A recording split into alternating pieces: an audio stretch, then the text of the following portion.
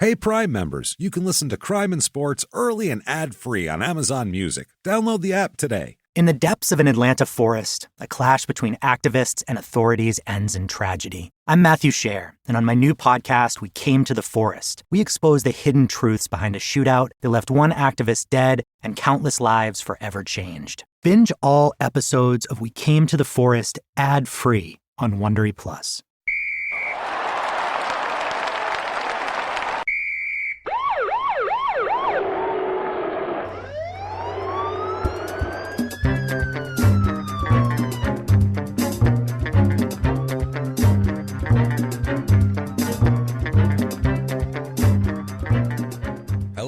Welcome to Crime and Sports. Yay! Yay, indeed, Jimmy. My name is James Petrogallo. I'm here with my co-host. I am Jimmy Westman. Thank you, folks, so much for joining us again on another exciting edition of Crime and Sports. Hope you enjoyed episode 100. It's a tough one. Worked hard on it. Hope you liked it. Hope you enjoyed the Scummy Awards, which, God, I haven't had that much fun in a while with the Scummies. They were so great. Oh, the Scummies were so much fun. The pageantry, Jimmy, it was more than the Oscars, elegant. More than anything. It was more than a royal coronation. Yeah. It was that sort of event. Black tie all the way. So many people with those yellow stringy things on their shoulders. So much. It's very, very fancy, very made up. A lot of dignitaries here. It was wild. If you have not done it yet, please go over to crimeinsports.threadless.com. Yes. You can get all of your crime and sports and small town murder merchandise, all of our sayings, all of our logos, everything cool you can imagine like that. That can all be had at crimeinsports.threadless.com. That's the one. One more reminder for live shows. Boston. Yes. Boston, we are coming for you. Yes. February the 18th, 4 p.m., live Crime in Sports podcast. Yes. Get your tickets now. It's at Laugh Boston. Also, Small Town Murder is that day. The 7 o'clock sold out, but the 1 o'clock still has some tickets left, so if you want to do that, make a day of it. Yeah. Come to the 1 o'clock, come to the 4 o'clock Crime in Sports, And the 1 o'clock Small Town home. Murder.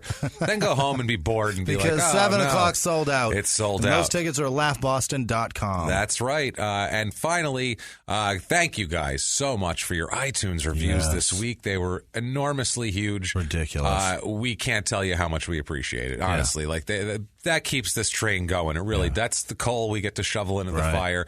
It's iTunes. It's not us. iTunes has a funky algorithm, like we've said a million times. It's a dancing bitch. It's a dancing motherfucker. It's not our fault. So it's not us. So it's not for our egos. Just tell us you're following instructions, following in directions. It doesn't really matter. Also, thank you guys so much. We have a long list of producers later from Patreon and PayPal. If you want to make a donation and be one of our heroes, you can do that at patreon.com/crimeinsports or over at PayPal. You can make a one-time donation using our email address, crimeinsports@gmail.com. And we can't tell you how much every cent is appreciated. Truly. We really can't even express it in words how it is.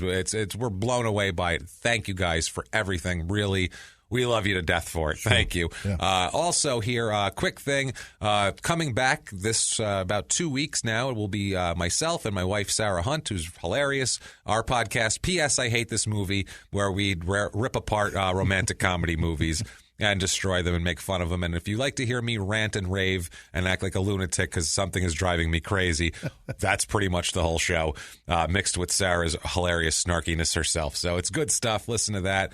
But never mind all that shit. Yes. Jimmy, none of that's important right now. We have a singular focus today. Yeah. And that is on a criminal athlete. Yes. As usual. Yes. Our criminal athlete today, Arian Keon Clark. You know who Keon Clark is? Oh, NBA player? wait. Or his real first name is Arian, which I never understand when black guys are named Arian. I know it's Arian spelled Foster, different. right. I know it's not the same, but you're going to name your kid Arian, really. You have a black child in your possession, and you go, Arian. I see Arian when I look at this. Not the best decision. Keon Clark, I thought I was going to go with a football player. No. Basketball player. I saw him playing for the Browns. No. He should have. If he was a football player, the Browns would be a great place for him. But late 90s, early 2000s NBA. All right. He was post-lockout, so it's right at that time when we were all pissed off at the NBA and watching it less. So that's why you may not remember him. Keon Clark, born on April 16th, 1975. Okay. Born in Danville, Illinois. It's in central Illinois, Danville, kind of in the middle of nowhere. Not near anything. Okay. No, like you wouldn't say, oh, it's this far from Chicago. It's real far from Chicago. Just know that much. It's not a booming metropolis. There's about 30,000 people there. Got it. In a central Illinois kind of factory town. At one point, they said there's interviewing people in town, and the main source of jobs at that point was the Quaker Oats factory. Oh, Christ. So it's that sort of town where it's like, That's we all all work you got? We all work at the factory, and if that Jesus. factory closes down, then every store on Main Street will be shuttered in 2 weeks. It's one of those things. One of those kind of deals here. Now, Keon, again, huge surprise, Jimmy. I'm going to shock you now. Okay. So take your deep breath, get ready, brace yourself. Had a shit upbringing. I know. It's crazy, right? We don't ever expect that from our guys to have a shit upbringing. Right. Usually just nothing but high crust and, boarding schools. And Oxford. Lots of blue blood. So many valedictorians we've had in this. Just so many people that are like, do I go to Harvard Law or do I, go play basketball? I don't know what to do. We actually had one guy turn down Harvard. That's one. Larry Bethea, I think it was, that did that. Right. Very few people come from good backgrounds, and this guy is no exception, Keon Clark here. Upbringing, obviously not his fault. Right. His mother mainly raised him, Cynthia Brown, and we'll talk to her. She is an very early candidate for the 2018 Golden Gilreath Award. One weekend. She's a comer. Okay. She's a strong contender. I don't know who's going to beat her. Okay. Coming out of the gate, this lady is just... She's a strong sea biscuit. I'm telling you, it's one of those things. She's got like a 20-length lead right now on these people, and it's like, I don't know, they're going to have to catch up. Okay. The mothers this year are going to have to hustle, is what I'm saying. If they want to be the bar high. They want to play in the same court with Cynthia Brown. They're going to have to hustle, is all I'm saying here. So it's just, he's raised pretty much just with his mom and him, Cynthia Brown here. Also a guy who kind of a big brother type. I don't know if he had a relationship with the mother or what it was, or if he was just a guy who... Keon grows up to be 6'11". Jesus. So he's a big kid. Holy shit. And so it's one of those things where I think a lot of people might have saw him and was like, oh boy, I'd take this kid under my wing here. Right. He's got a future. It's that sort of thing. It's silver-haired, middle-aged white men crawl out of the woodwork he's for a kid either that's 6'11". hanging Christmas lights for a big wage later, or he's going to play in the NBA. He's going to do something. So they had a guy who used to play for Danville High, which is the high school there. He used to be a basketball player for them named Jerome Nelson, who's kind of a big star for the Danville High School back in the day. And he kind of took Keon under his wing, tried to teach him about, he taught him basketball a lot too. He was kind of a personal coach there, and he tried to teach him how to be a man type of thing, or whatever, just an adult, not really a man, but it was one of those things you say. It was like, I'll teach him how to be a man, like, whatever. Teach him not to beat up women would be good. That's good. Teach him to show, respect them. not do cocaine in an excessive amount. Give him the rules. Don't move back home. Once you get out of here, never come back. I'm going to tell you something right now. Once you get out of this town, you never fucking come back. Now you run, you turn, and you never even look back. Go. Never store meth up your anus. That should be a good one. That's a good rule. That's a rule we shouldn't even have to have, is the thing. But for some reason we do, which is very, very frightening here. So he helps him, like I said, try to learn a little about responsibility, that sort of thing. He grows up in the Carver Park Public Housing Complex, which I believe doesn't exist anymore. But it's poor. Very, very poor. His father, John, he's not a junior, luckily for him, Keon here. His father, John, big-time criminal also. Really? Nothing to do with Keon as a kid growing up. Not a goddamn thing. He's a drunk, a mess. He does a lot of drugs. He's always getting arrested. Fantastic. Just a general nudnik that a lot of these guys' fathers it's probably are. For the best he didn't stick around, but this is one of those cases. This is one of those cases. About every 10 episodes we say it. Is it better for these terrible fathers to leave at an early age and have nothing to do with their kids and no responsibility, or to stick around and just beat the holy shit out of everybody and cause everybody a horrible life like that? Which is worse? And we can't tell, honestly, because it works out both ways. I have no idea. They're both awful. They're just both awful. Just be a good dad. God damn it. That's it. What he would do is once Keon later on, he becomes a basketball player and he's a big star at the high school there at Danville High. His dad would show up. Oh, no. Would show up high and drunk. Yes. And would be basically just be like make a distraction on the side of the court, just make a scene. He'd show up and embarrass his kid. Yeah. Everyone be hanging out, everyone be playing, the game be going on, and all of a sudden you'd hear, "That's my boy Keon right there.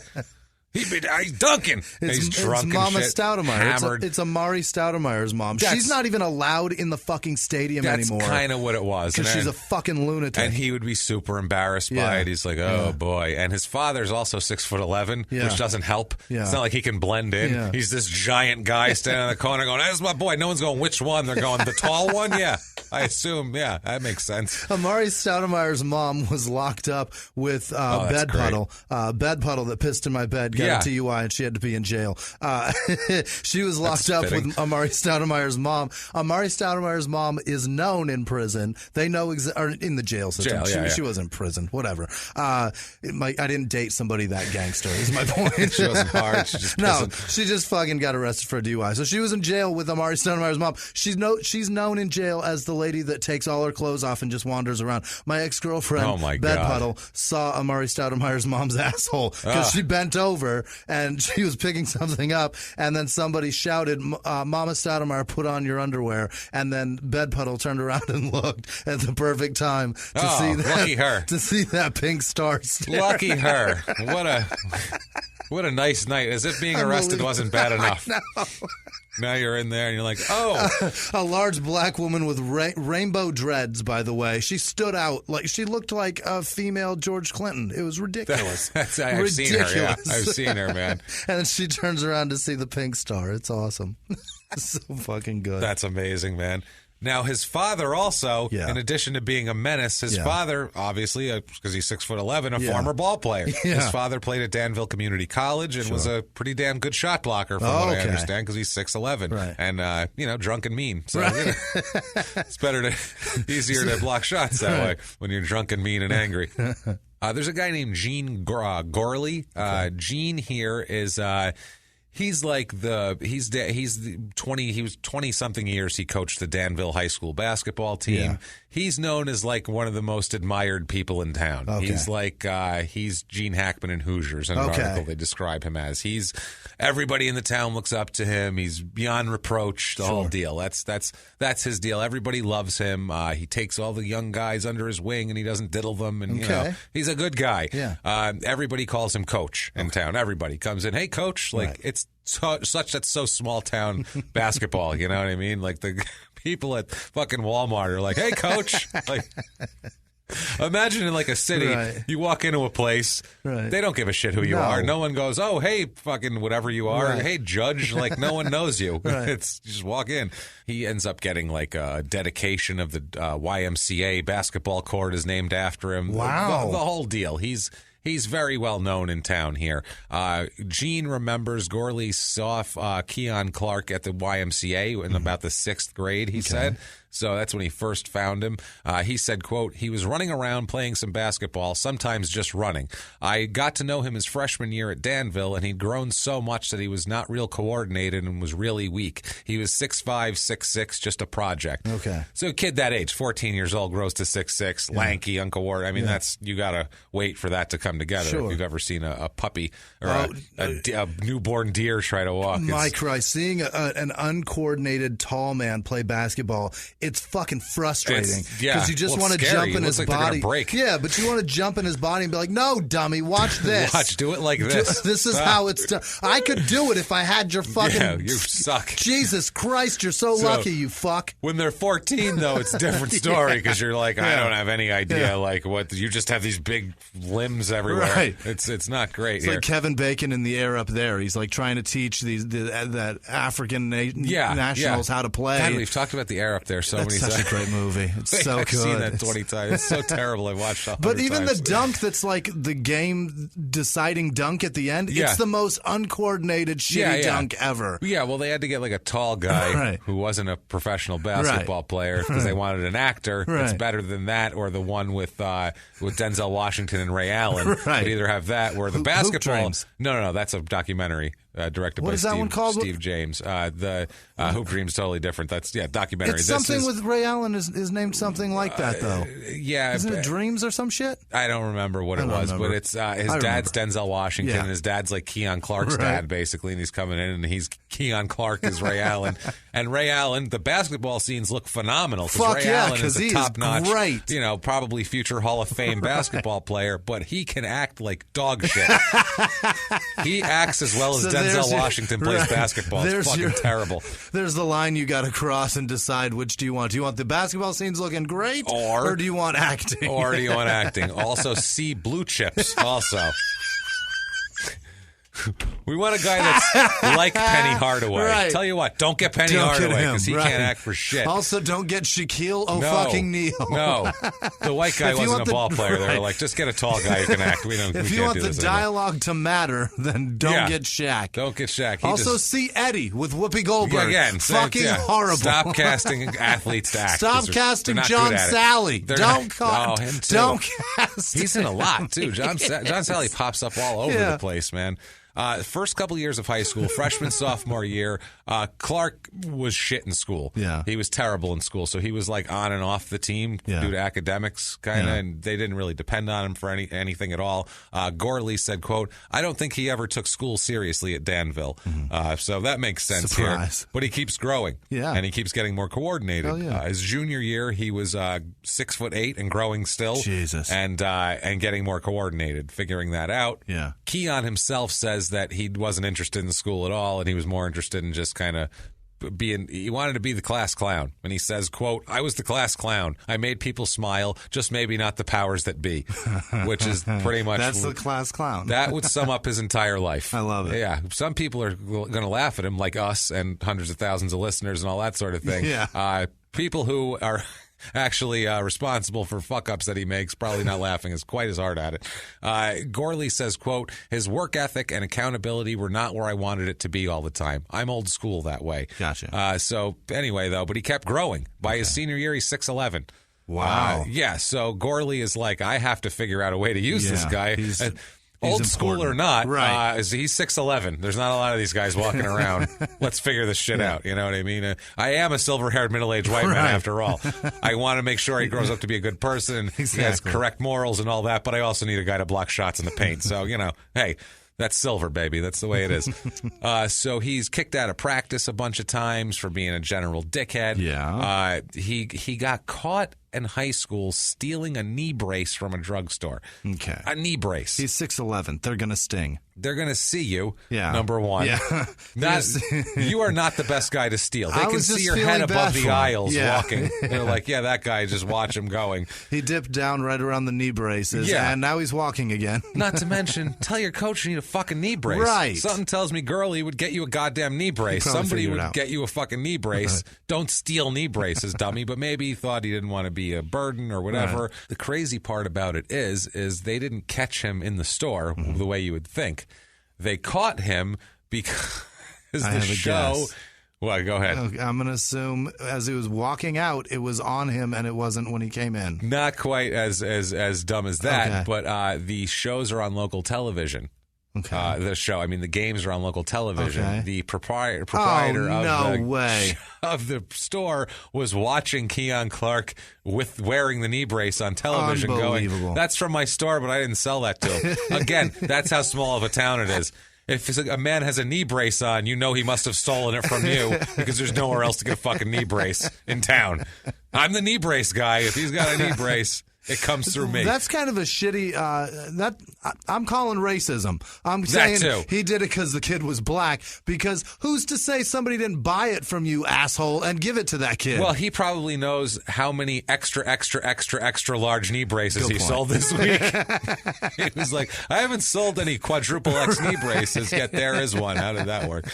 But still, you assume he stole it from you. It's kind of funny. That's a shitty thing. I'm still claiming. I'm sure racism. It is. Yeah, I'm sure that doesn't help at all.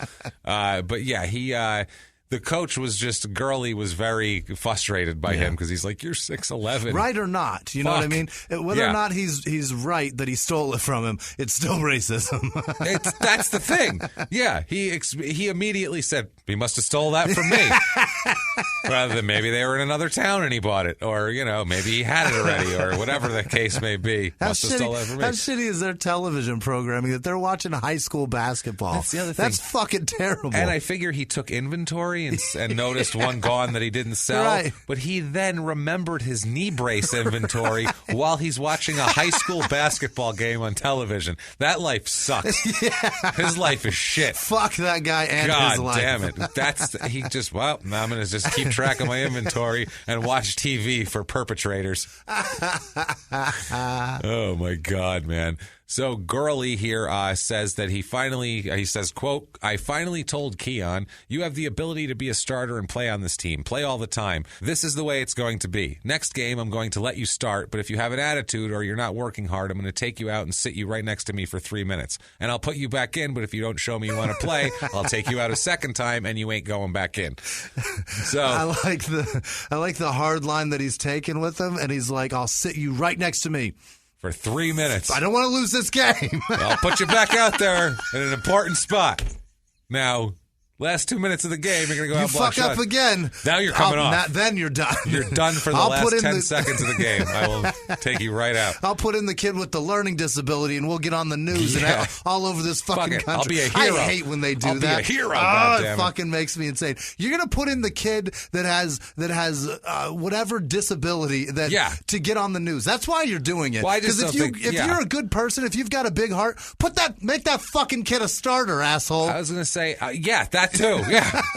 I just think it's one of those things where I don't see what one thing has to do with the other. Like, if the kid wants to shoot a hoop, take him out before the game, let him shoot a hoop, and everybody in the crowd can clap, and everybody will be happy. But in the middle of the game, it's like, what is this all a big play?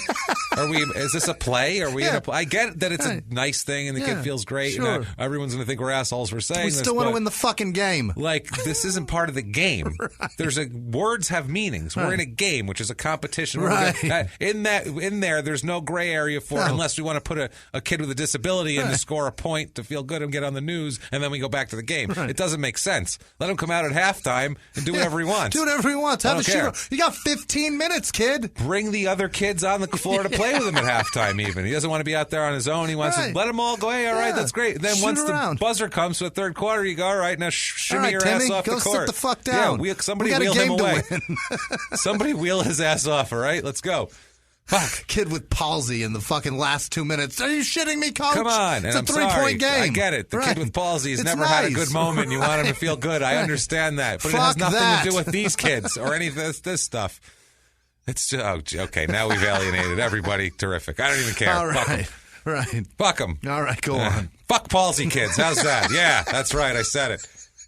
I don't know. Sweet Christ.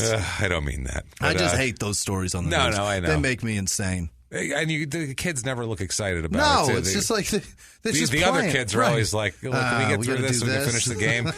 You're like, I don't know this kid. We don't think I hang out with this kid. I don't know. The point of this is that kid has to score on us. We look like dipshits if the kid with your learning disability. They have to let you score too, so it's even. It's like, what are we doing? What are we doing? What are we doing? Just erase this. So, can we move on? Jesus. So Keon is 6'11" in this senior year. He's got a wingspan of 7'5", though. Sweet Christ, which is way longer than it should be, and excessively helpful for being a down low basketball player. The longer your arms are, the better. Yeah. Shot blocking, anything, everything, grabbing rebounds. 7'5"? 7'5". Fucking hell! That's freakish. Like that's his arms ridiculous. are down to his knees. Yeah. That's freakish shit here. Now, they have a great team in 92-93, the old Danville Vikings, with his senior year, Keon's senior year. They reached the semifinals of the Illinois 2A basketball tournament. Okay. At the time, there's only two divisions in the state, so the 2A was like the big one. That's the second one, or I guess it's the big one, yeah. Gurley says that Keon was the, quote, the darling of the state tournament. Okay. He said that Danville wasn't expected to do anything, and Keon started playing so well, and the team played so well that they went much farther than anybody thought they were going to go, and he was so happy. And this is like in town. 25 years later, they still talk. Remember that team? Really? That's, again, a small town when you remember a good basketball team that the high school had from 20 years ago. You remember that team? Oh, the one with the knee brace thief. The tall kid with the father ranting and raving on the side. Yeah, I know that guy. Yeah, that's the team there. Now, Keon also at this point, unfortunately, so that's all going great. He also begins drinking in high school. Really? He likes to drink. He'd go to the park to play basketball with the other kids, and he'd drink and screw around. Smoked a little weed here and there. Just being a typical kid that hangs out at the park and plays ball and smokes weed and drinks like everybody He's did. not focused on basketball, though. He's not focused on school basketball. Right. I'm going to go to college and all that sort of thing. So he ends up, after this, his senior year, while this is all happening, Temple University, which is a big college, they start really recruiting Keon hard. Like they're sending people, they're sending their scouts and their people to the high school campus to talk to him. John Chaney, the coach, liked him a lot. He's getting a major university on him, but his academics were terrible. He had. You mean a guy that drinks and drugs isn't shocking, focused, right? Not really even focused on basketball. Never mind school. I mean, he's not even focused on the fun thing. Right. Never mind school shit. The part that's actually exciting and probably getting him laid right now. Oh, I would imagine so. Yeah, and it's not that. The coach says that he had, quote, basically C's, D's, and F's. Yeah. So welcome to my high school, bud. Yeah, no shit. They had a meeting with Clark and the coach and Temple officials and Chaney, the coach of Temple. They're supposed to have they had at Gordley's office in Danville, and all they wanted to talk about was whether he was going to be eligible to even play or not academically. The coach here said, quote, I give Temple a lot of credit because they found Keon early when he was an unknown, and all of a sudden in his senior year, he's playing against Chicago teams and blocking 10 shots a game and doing all these unbelievable things. He had a personality that could shine, too, and they loved that, and Keon really wanted to go there. So we're in my office, and they're talking about getting him signed, and they brought up his academic questions. They're being really positive, saying, Keon, we can get you into summer school, and if you make straight A's and finish up this year and do really well, you'll be academically eligible. But the coach knew that this was like, he also could grow wings and fly around. Right. And if his aunt had balls, she'd be his uncle. It's one of those things. Like, there's a lot of ifs. You know what I mean? Like, anything is an if. If you do this. I mean, yeah, sure. I guess that could happen. I have never heard that before, and I guarantee that's an old thing, isn't it? Yeah. That's like an old time, If my grandfather would have said that to me as a child, I would still be laughing. I think I heard an old black woman say that back in the day when I was a kid. If your aunt had balls, she'd be your uncle. An old black woman said that to me when I was a child. I don't know if that's a black thing or what, but I thought it was great.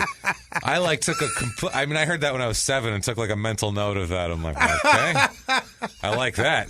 I like your style, lady. I got to tell you something. Oh, that's the funniest shit I've ever heard. She told me that. Yeah, I was like, you're the shit there. That's unbelievable. Started my thing of older black women liking me. Old black ladies love me. They fucking. I was at a gas station the other day, and I went in, and there was this dude in front of me, and he was like a disheveled Mexican guy, and Mexican doesn't matter. But he was like this disheveled guy, and I say Mexican because his English wasn't terrific. And there was probably a 50-year-old black lady behind the counter who was not having any of this shit. And he was like, said, $10 on this pump, and she said, pump 2? She was like, what do you want from me? Like, the look on her face was, motherfucker, get away from me. Takes his money, snatches it out of his hand, and he walks out, and I walk up, and she goes, what can I do for you, baby? And I was like, yeah, that's right. You should have spoke Spanish. That would have been amazing. That would have been great. She would have shot herself behind the counter. That would have been great. Oh, man. I'm the same way.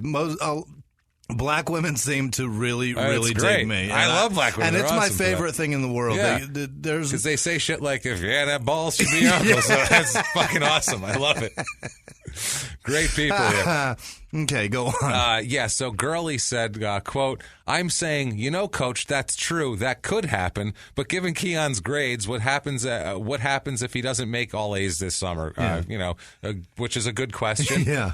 But He said, that was a good question. Everyone in the room except for Cynthia Brown. This is how he described a girl. He said, quote, she jumped on me. Quote, there you go. You don't think Keon can do it. You're being negative again. I was trying to look at her son, and she started blaming the school counselor. She said, quote, the counselor didn't give him the right schedule, and so on and so on. Cheney was bent on signing Clark, but Gurley walked out of the meeting shaking his head, and of course, he didn't go to Temple, obviously, because they actually had to... They actually had to keep their shit together. This was after he said he was going to go to Temple, right? The whole deal. But he ends up, rather than Temple, rather than a major university program with a legendary coach, he ends up at Irvine Junior College in California. He goes in Irvine. God damn it. He goes there. He got, I guess to keep playing and to try to get into a better school here. Uncultured town in America. Irvine's terrible. It is all white people and then a shit pile of Asians. Nothing else. Nothing. And then one 6'11" black guy. Yeah, this poor guy. And he's there, and he said it was weird, too, because he just got right into drinking when he got there because he's lonely. He's over there. He said, quote, when you leave Vermilion County and go to Irvine, California, and you don't have anyone to bounce things off, you bounce it off a bottle. Oh. Which makes sense. I like that. He said he had no support system, so he just didn't know what else to do but drink. So 94, 95, he goes to Irvine. Going to California. If your aunt had balls, she'd be your uncle. It's me. Like, yeah, that's one of those things you hear and you go, well, yeah, I guess so. That's true. Sure, why not? You hear that when you're 7, you go, that's a logic you can't refute. Irrefutable logic. This lady's a genius. I'm telling you, if my grandpa had said that when I was 8, I'd still be laughing. You have a better relationship with your grandfather. My grandfather's my hero, but this would have just made him a god. That's so fucking funny. And he's hilarious. And he's hilarious. So 94, 95, he goes to Irvine. He's drinking. He's playing junior college here. The Irvine Junior College motto, by the way, I love these mottos, quote, from possibility to actuality. Oh. Which you can make it all happen at Irvine Junior College. You can do that anywhere, Irvine. No. At any college, you can. Jimmy, you can't. You can't. Is that Yale slogan? Possibility? No. I mean, at Yale... No, I don't care. It's because Yale had a better one. They branded this, and that's it. That means it's true. They say, from possibility to actuality. That's what they deliver. Yale can suck a dick, because I don't hear them fucking delivering shit. They're saying, top-notch Ivy League education. No. I want possibility to actuality. I want the possibility of making $32,000 a year to the actuality of making $32,000 a year for the rest of my fucking life. That's what I'm looking for. That's what I'm looking for. That's amazing. So he plays for Irvine this year, plays in 23 games, averages 22.6 points a game, which ain't too shabby at all, 20.4 rebounds a game. Jesus. So this guy's dropping you 20 and 20. My Christ. That's serious when you're doing 20 and 20.4 rebounds. But in community college. It's community, but I mean, for them, they're like, holy shit, God has come. This is great. 2 blocks a game also. But he's done after 1 year at Irvine. He's miserable out there. He's lonely. He's drinking. He's just a general miserable bastard. The beach doesn't do it for him? He doesn't like it. He's just fucking right there. Nope. He's got nobody. He's miserable. He's the type of guy that loves home. Yeah. He's the type of guy, spoiler alert, at some point later, he'll move home. Of course he'll break does. that rule and watch his life fall apart from there and unravel. So he comes back home, plays briefly at Danville Community College in 95, 96. John Spezia, who's the head coach there, he says that Clark took classes but never played. So he got on the team, but then he didn't play.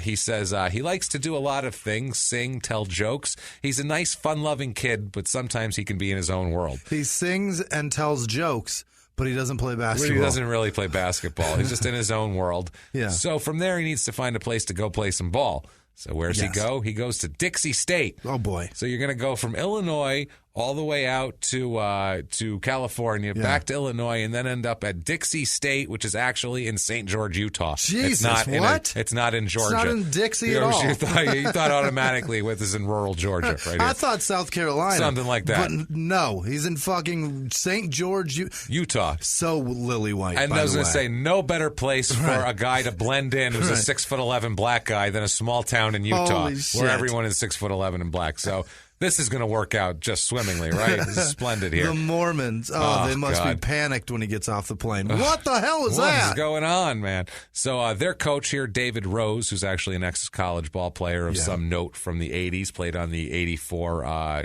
played on the Houston basketball team that lost to the North Carolina State team in the national championship game on a buzzer beater. He was a guard on that team. He's pretty silver, this guy. We'll talk about him later. He says, quote, Keon's stronger than he looks, but he really doesn't like a lot of contact. He likes to get up and down the floor, catch it on the move, and finish the break. Okay. So he's one of these guys, he likes to play a running game. He'd be much better suited for today's NBA. This is the prototypical guy they want today. Yeah. A 6'11 guy who runs the floor well and plays the break well and can score in transition. Not like they used to be back then in the mid-'90s. They wanted Patrick Ewing that you could throw it in the post and he'll back his guy down and bump him and come in and throw a hook shot up. That's not his game. The reason Manute Bol and Sean Sean Bradley. We'll have contact with him later. The reason they didn't last in the NBA. Granted, their knees fucking gave out, but their knees gave out because fucking Patrick Ewing was battling them in the paint. This is nowadays the type of big man they look for as a Keon Clark type of guy, but obviously with more focus on the game and that sort of thing. In the 1980s, a rosé swept the country. Hey, Mike, I really like this White Zinfandel. Well, good. Now put it down. We're going to try another one. White Zin became America's top-selling wine. But most don't know that this sweet drink has a sour history. What began in 1986 with counterfeit bottles. A big fraud, a multi-million-dollar fraud. Sent investigators chasing one of the most powerful families in the business, the Licciardis. But the closer the feds got to them, the more dangerous things became. It's a story of deceit. At the time, I was paranoid. Threats. You touch my kids, I will kill you. And murder. With a .22 caliber bullet to the head. What started with a scheme to mislabel wine spilled into a blood-soaked battle for succession. Welcome to Bloodvines. You can binge listen to Bloodvines exclusively and ad-free on Wondery Plus. Join Wondery Plus in the Wondery app, Apple Podcasts, or Spotify. Behind the closed doors of government offices and military compounds, there are hidden stories and buried secrets from the darkest corners of history. From covert experiments pushing the boundaries of science to operations so secretive they were barely whispered about. Each week, on Redacted, Declassified Mysteries, we pull back the curtain on these hidden histories. 100% true and verifiable stories that expose the shadowy underbelly of power. Consider Operation Paperclip, where former Nazi scientists were brought to America after World War II, not as prisoners, but as assets to advance U.S. intelligence during the Cold War. These aren't just old conspiracy theories. They're thoroughly investigated accounts that reveal the uncomfortable truths still shaping our world today. The stories are real. The secrets are shocking. Follow Redacted, Declassified Mysteries on the Wondery app or wherever you get your podcasts. You can listen to Redacted early and ad-free right now on Wondery Plus. And now back to the show. Dixie State is a small school, 9,000 student school, so pretty small. It's a Division II school, not Division I. That year, he plays in 17 games for them. Only scores 15.2 points a game, so doesn't go crazy spectacular with that. But that gets him enough notice. I guess you're just trying to get tape on yourself. I think. I really think like a sizzle reel. Yeah, it's exactly what it is. You're looking for if you're an actor, you're looking for a reel or you're whatever. That's what it is. You need a reel that you can send out, showcase your talent, to say, hey, look what I can do, and to get people wet for you, I guess, and get bigger schools wet. And he does get one of them. Okay. And also, too, if we're going to talk about crime in sports, this is one of those schools where it's well, obviously he went there. This is perfect. We know what's going to happen now. Right. He goes to UNLV. Oh, boy. Which is always in trouble for this or that or sanctions for something. Scumbags. Or crookedness. And it's all crooked. By the way, I loved UNLV when I was a kid. I did, too. 89, 90, the Larry Johnson, the Running Rebels. They were fucking awesome. They were badass. They were badass, yeah. If you were a kid. If you like tough guys and bad guys in basketball, that's who you back like. Then, you like them. I hated Duke. I was a Duke hater. I like Christian Laettner. No, I don't want to see that at all. Eat dicks. No, I wanted to see people. I want to see Larry Johnson. Right. I want to see Grandmama dunking on people. That's all I want to see. That big fucking gap. That's it, man. That's the shit there. So he goes to UNLV, which is a big university, though. I mean, they're big famous basketball program. Jerry Tarkanian was there, not at the time, but he was there. Before that, before all of his had to leave for all of his infractions. So the 96-97 he's a team, badass. He's a badass, right. yeah, and it's college sports. That's the home of the silver-haired middle-aged white man. You're not It's just playing people, if you're not cheating. That's right. Yes, it's people doing whatever they can to extract everything they can for themselves. That's all college is. Just turn everyone upside down, and we keep all the money. And later you'll keep yours. And later maybe you'll keep yours, possibly. If you break your leg, I don't know, we'll send you home. It's not my fault. Hey, you know what? Your scholarship does have limitations here. We're not going to just teach you things. You're going to have to do things for us, like dunk basketballs, or else we're not interested in you as a human. So win games and put asses in seats. That's right. Your job. Well, he does that this year for them. In UNLV in 96-97, he plays in 29 games, which is basically the whole season. 21.1 points a game. That's awesome. In Division I. In college, that's big. I mean, even in the NBA, that's a lot. But in college, that's a real lot because they only play for 40 minutes. So that's a lot of points. 14.2 rebounds a game. Wow. So that's not bad. 1.6 assists, so he can pass it around a little. And he likes to pass, he says. That's what I like about college basketball. It's not the fast pace and all. It's that there are misses. Like in the NBA, there's missing, but if you leave a guy open for a 14-foot jump shot, it's going in. Yeah, he's not missing. That's that. it. If you not have a hand right up his ass, in college, he'll fucking miss he'll miss it wide 6 open. out of 10 times. Absolutely, and no it's problem. amazing. And then the guy will try to get the rebound, and he'll miss it, and it's a fucking and then mess. back down the court. It's fucking because great. 90% of those guys will be selling insurance in 3 years. They're not going to be in the NBA. Exactly. So Keon, though, 1.6 assists, 1.1 steals, 5.5 blocks a game. Holy shit! That's obscene. Per game. I had to double check that reference. That's ridiculous. I know it's on Basketball Reference, which is like the most reputable site for stats, but no, I have to check this in 3 other places. That's how big this fucking guy is. Because that's obscene. 5.5 blocks a game. The team goes 22-10 that year, which isn't terrible. That's borderline tournament. They end up going to the NIT, though instead the second tier tournament. So he doesn't have anybody else on the team. That's basically it. So that's kind of what it was there. Yeah, they beat first round. They beat Memphis 66-62. Okay. They beat Hawaii 89-80. Everyone knows the basketball powerhouse that Hawaii is. The local Polynesian talent's amazing. They're known for their basketball skills. Really, they were the Rainbow Warriors back then too, right? Yeah, because they're now they're just the Warriors, right? Took the rainbow off of there for politically correct. Yeah, it was like so stupid. Were people thinking you were gay? What's the problem here? Who cares? Is the rainbow it's a really fucking rainbow. that fucking gay? No, they live in Hawaii. There's goddamn right. rainbows all over the place. It makes sense. You're the Rainbow Warriors. Just fucking be them. Who cares? Jeez. And if they think you're gay, use that to your advantage. Yeah. That's all. When you line up, be like, hey, stud, across the line. They'll be like, what the fuck is going on? Tickle your and balls. Then you run right through the line and you get a touchdown. Use their homophobia against them if you have to. I don't care. After this game, we're going to fuck all of you. Win games. We're going to celebrate. By in your spit asshole. roasting you. Right. That's what's going to happen. Cock in your mouth, a cock in your ass. Let's do it. Spit roasting. That's what I think we I think Jimmy's we just made explanation. I love how he had to explain that to you guys in case none of you have heard that terminology before. That's the best part. Gonna have 3 guys spin you. Yeah, so there you go. All right. He's drawing a diagram right now. We'll post it on social media. He's furiously scribbling away over there. It's insane. Jesus. I just wanted to make sure people knew. They need to know. So they go all the way through in this tournament to the third round, where they lose to Arkansas, which is a real program with, I think, Nolan Richardson was still coaching then. 86-73, they lose to them. Got it. So, they go into the NIT, whatever. Now, Coach Bill Bano, who is the very silver. He's going to have silver moments later on. Excessively silver gentleman here. The coach of UNLV, he says that he wasn't just a great basketball player. He was just a great guy, and he was good at everything. He says, quote, I remember the first time I saw him hit a golf ball. I went, holy shit. It was pretty easy for him. He was the best at everything we did. We took the team out for bowling. He was the best bowler. We drove race cars out at the Mini Grand Prix. He was the best at that. We played softball. He could hit a softball 400 feet.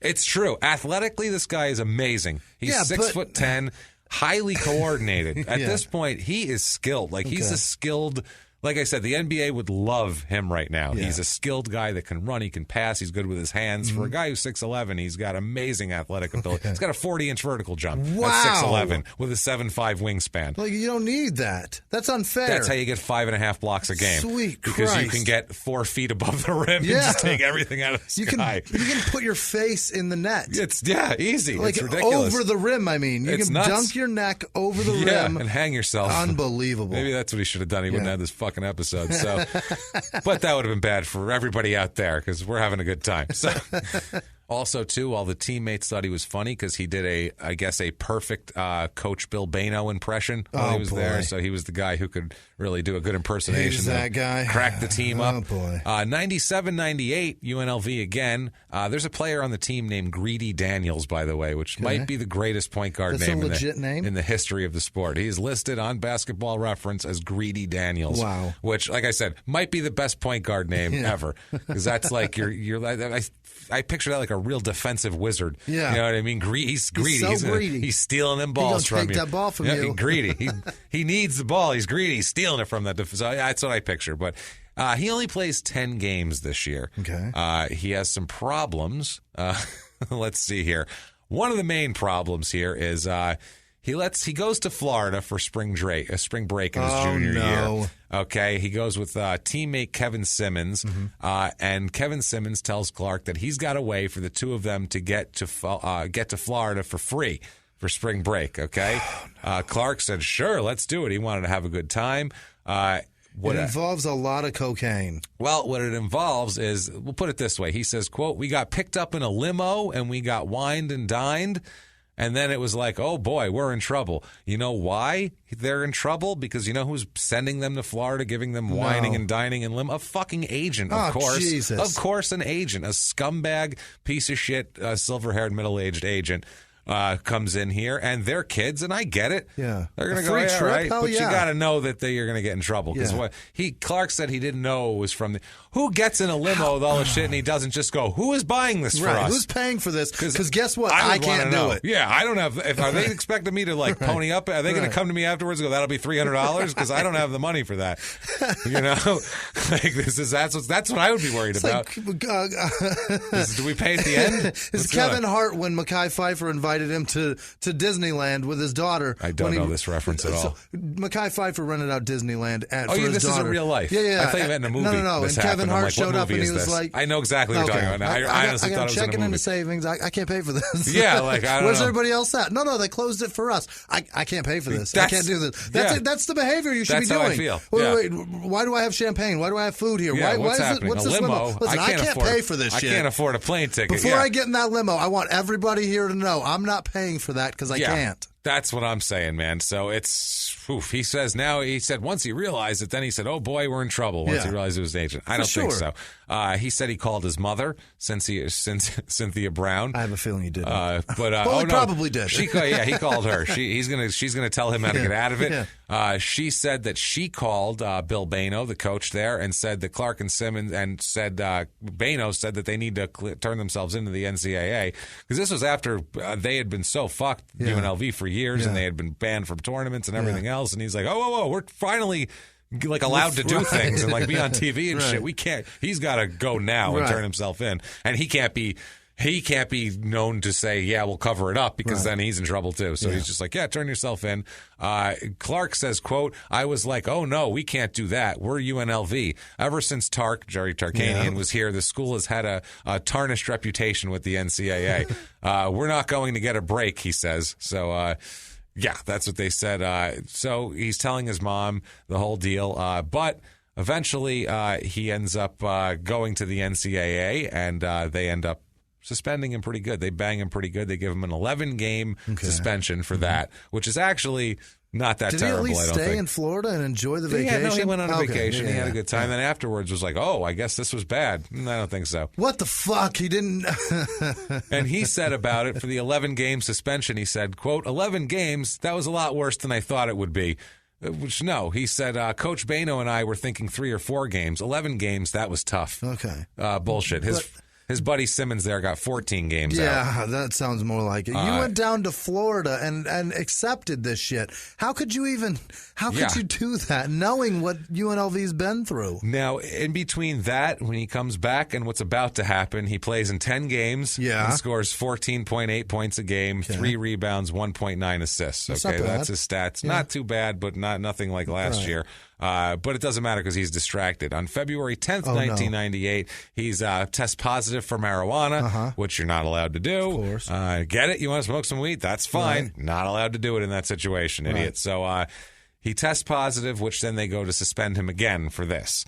Clark says about the whole thing, let's do in their own words on this bad boy. In their own words, quote, "It was just me and it was a mistake. Basically, I wasn't allowed to better myself. I couldn't do individual workouts. I could lift weights and that kind of thing, but I couldn't practice, and that hurt." So he was very upset that now he couldn't practice with the team anymore. But now he's suspended, and spring break is coming up, so he doesn't give a shit. He doesn't care. But what he decides is he's like, I don't want to wait. I got to bench 10 games? Yeah. He's like, no. I'm leaving school. Wow. I'm going to prepare for my NBA career. Really? Now, I'm going to leave school, so he leaves school. He's done. That's a fucking interesting strategy. He said, I'm going to go get prepared for it. In other words, I'm not going to go to class, so if they're not going to let me go to school, why am I going to be here? Which makes sense. He says, quote, "I definitely feel like I let my team down. I came back because I thought we could win. I wanted a ring." Because he came back out for his senior year. He could have left last year after 5.5 blocks a game. Probably should have. And been a first-round draft pick. Probably. The UNLV ends up losing to Princeton in the first round of the NCAA tournament. So that is an odd... Princeton beating UNLV is funny. That's just funny. Doesn't happen. Yeah, exactly. One NBA general manager said watching the tournament, quote, "They actually seem to get better without him," and that makes you wonder. Oh, boy. So he's thought to be like a lottery pick. Right. He's thought to be a high draft pick, and now they're like, well, his team got better without him. That's a little weird. Maybe we don't need him. That's what they're looking at here. He says everything would have been better if he went to Temple. Yeah. He says it's too bad. I probably wouldn't have had all the trouble in Las Vegas if I had just gone up to Temple in the first place. But you would have had to do like schoolwork before that and whatever. The pre-draft scouting reports on him are not. They love his athletic ability. Here's one I'll give, just a quick one here. Pre-draft scouting report. Okay. Quote, Keon is the most athletic big man and by far the best shot blocker in the draft. That is why at the beginning of the season he was ranked as high as the second best senior in college. Only played 10 games this season and was not as good as advertised. He is at least 6'11", has long arms, and can jump out of the building. His potential is enormous, but will he ever fill it? He doesn't have much of a post-up game. His shot is flat, and he is awful at the free throw line. He drifts in and out of games. Being a lefty is to his advantage. The bust factor is very big on this guy, and he has the biggest hit-or-miss prospect of the draft. Clark is expected to go between pick 4 and pick 8, but I see him slipping down come draft time. Wow. So that's what they're talking about. That's some great fucking review, though. Expected to go between 4th and 8th. Top 10 draft pick. Yeah, he says, though, I don't think lottery teams will be able to pull the trigger. He will probably slip down and go between 10 and 15, which is still fucking amazing. Top 15 draft pick That's is still amazing. Guaranteed money in the first round, so that's fine. One NBA general manager said, quote, "We like Keon a lot, but do you get the feeling he has trouble finishing things he started?" That's what he told the press. Houston Rockets general manager Carol Dawson said, quote, he can take an offensive rebound in one motion and funnel it back to the basket better than anyone I've seen in a long, long time." So they want him. They like him a lot. Boston general manager Chris Wallace at the time said that Clark has immense athletic ability, maybe more than any other player in the draft. He was scheduled to go in for workouts and psychological exams and all that with 8 teams. So a lot of teams are looking at him. He's a big man that is very athletic here. Did you say they do psychological workouts? Oh yeah, really? Absolutely. Oh, they do psychological workouts. Everything. Yeah, they're investing millions of dollars. Every team does. Wow. NFL does. NFL, forget about it. That's clearly post Dennis Rodman, right? Well, this is 98-ish. Okay. This is just they started doing that in the 80s. Really? Really? Psychological things. Yeah, they wanted to make sure they didn't have a nutcase on their hands. I'm Most of the shocked by time, they that. just ignore it. Yeah. And they go, well, we could fix him. Well, That's the main thing We got here. pills for this shit. Yeah, we can do it. Now Clark says he liked the tour. He liked going. He feels like he was winning over teams, winning over skeptics. He said, "quote I'm pretty sure I'm making a good impression wherever I go. All I know is when I leave, it's all smiles." He said, "I don't care where I go. I just want to get a phone call and go on that stage and wear a hat." So he just wants. That's a good attitude. Perfect. It's true. He's being compared to J.R. Ryder. That's not good. That's perfect. Terrible. That's terrible. He's being compared to J.R. Ryder, who we've covered. Also, go back and listen to that one. J.R. Ryder is not a power forward, maybe a center. Oh, no, not on the court. Okay. Off the court. Personality-wise. That's fucking horrific. That's terrible. That is not good at all. If you've heard our J.R. Ryder episode, you don't want to be... He is a fucking menace. Yeah. He says that... Clark says about it, quote, "J.R. was J.R. I'm a different person. I never regret anything. I just try to learn from everything I do," is what he says, which he should probably regret things too. June 24th, 1998 is the NBA draft, 1998 draft at the General Motors place in Vancouver, British Columbia. We won't go over it too detailed because we've gone over this draft a couple times. Michael Olowokandi was the number one pick. Mike Bibby, Rafe LaFrentz, Antoine Jameson, Vince Carter. It's a problem draft. It's a problem draft. We went over this I think it was Marcus Bullard episode, actually, was the 98 draft where he didn't get drafted, I believe. Was it him or was it I think so. Crittenden? I think it was Bullard more recently. Okay. Crittenden might have come about then, too. Yeah. I actually think he came 2001 or something. Okay. Anyway, because he was right when the Lakers were winning. Okay. Yeah. Dirk Nowitzki in this draft, just a lot of great players in this draft, honestly. It's a pretty damn good draft. Yeah. Orlando picks Keon with the number 13 pick. Wow. This is a trade. They got this pick from Washington in a trade. Okay. That's number 13 overall. Not too shabby. That's pretty damn good. He's 4 spots behind Dirk Nowitzki, who's a Hall of Famer, and 3 spots behind Paul Pierce. Whoa. Which not too shabby. Yeah. So he's in the mix of people. Great here. players. They're expecting something from him. Yeah. If you get drafted in the top 15, they're expecting some shit from you. For sure. June 28th, 98, right after the draft, he says he's a new man for the NBA. He says, he's done. I'm good now. I am good now. He says, quote, "I just picked the wrong path to follow in my past. Everyone told me college was supposed to be the best time of your life. Well, I was just trying to enjoy the best time of my life. It all blew up in my face, full blast." No doubt. So, he said I like making a good pass. I had one coach who called me the Black Bob Cousy. So he's saying all sorts of crazy shit now. He says... Oh, man. I like when they say the black this or the white that. Yeah, it's That's funny. hilarious. I just pictured Bob Cousy black, which is hilarious. I just darkened his skin and he doesn't look like a black guy. When it's a professional saying that, when it's a comedian, it's one thing. Yeah. When it's a professional saying that shit, it's almost like, hey, take it easy, slow down. That's a little weird. Hey kid, you're the Black Bob Cousy. Right. When it's a coach, especially, it's even weirder. He says about this, quote, "Some people wake up to basketball and go to bed thinking basketball. Yeah. That wasn't me growing up. It wasn't my dream to be in the NBA. Therefore, I don't hold myself in a manner that kept me on the right path. I didn't go around killing or robbing people, but I didn't conform to the norms of society, and I paid for it." Sweet Pete, what a fucking crazy thing to say out loud. It wasn't my dream to play in the NBA. Motherfucker, never say that aloud. No, ever. That's not good at all. You just broke so many hearts of people whose that was when they fucking can remember. Their first memory is wanting that's their that dream. And he's like, I don't know, I'm kind of tall. I got in here. Pretty tall.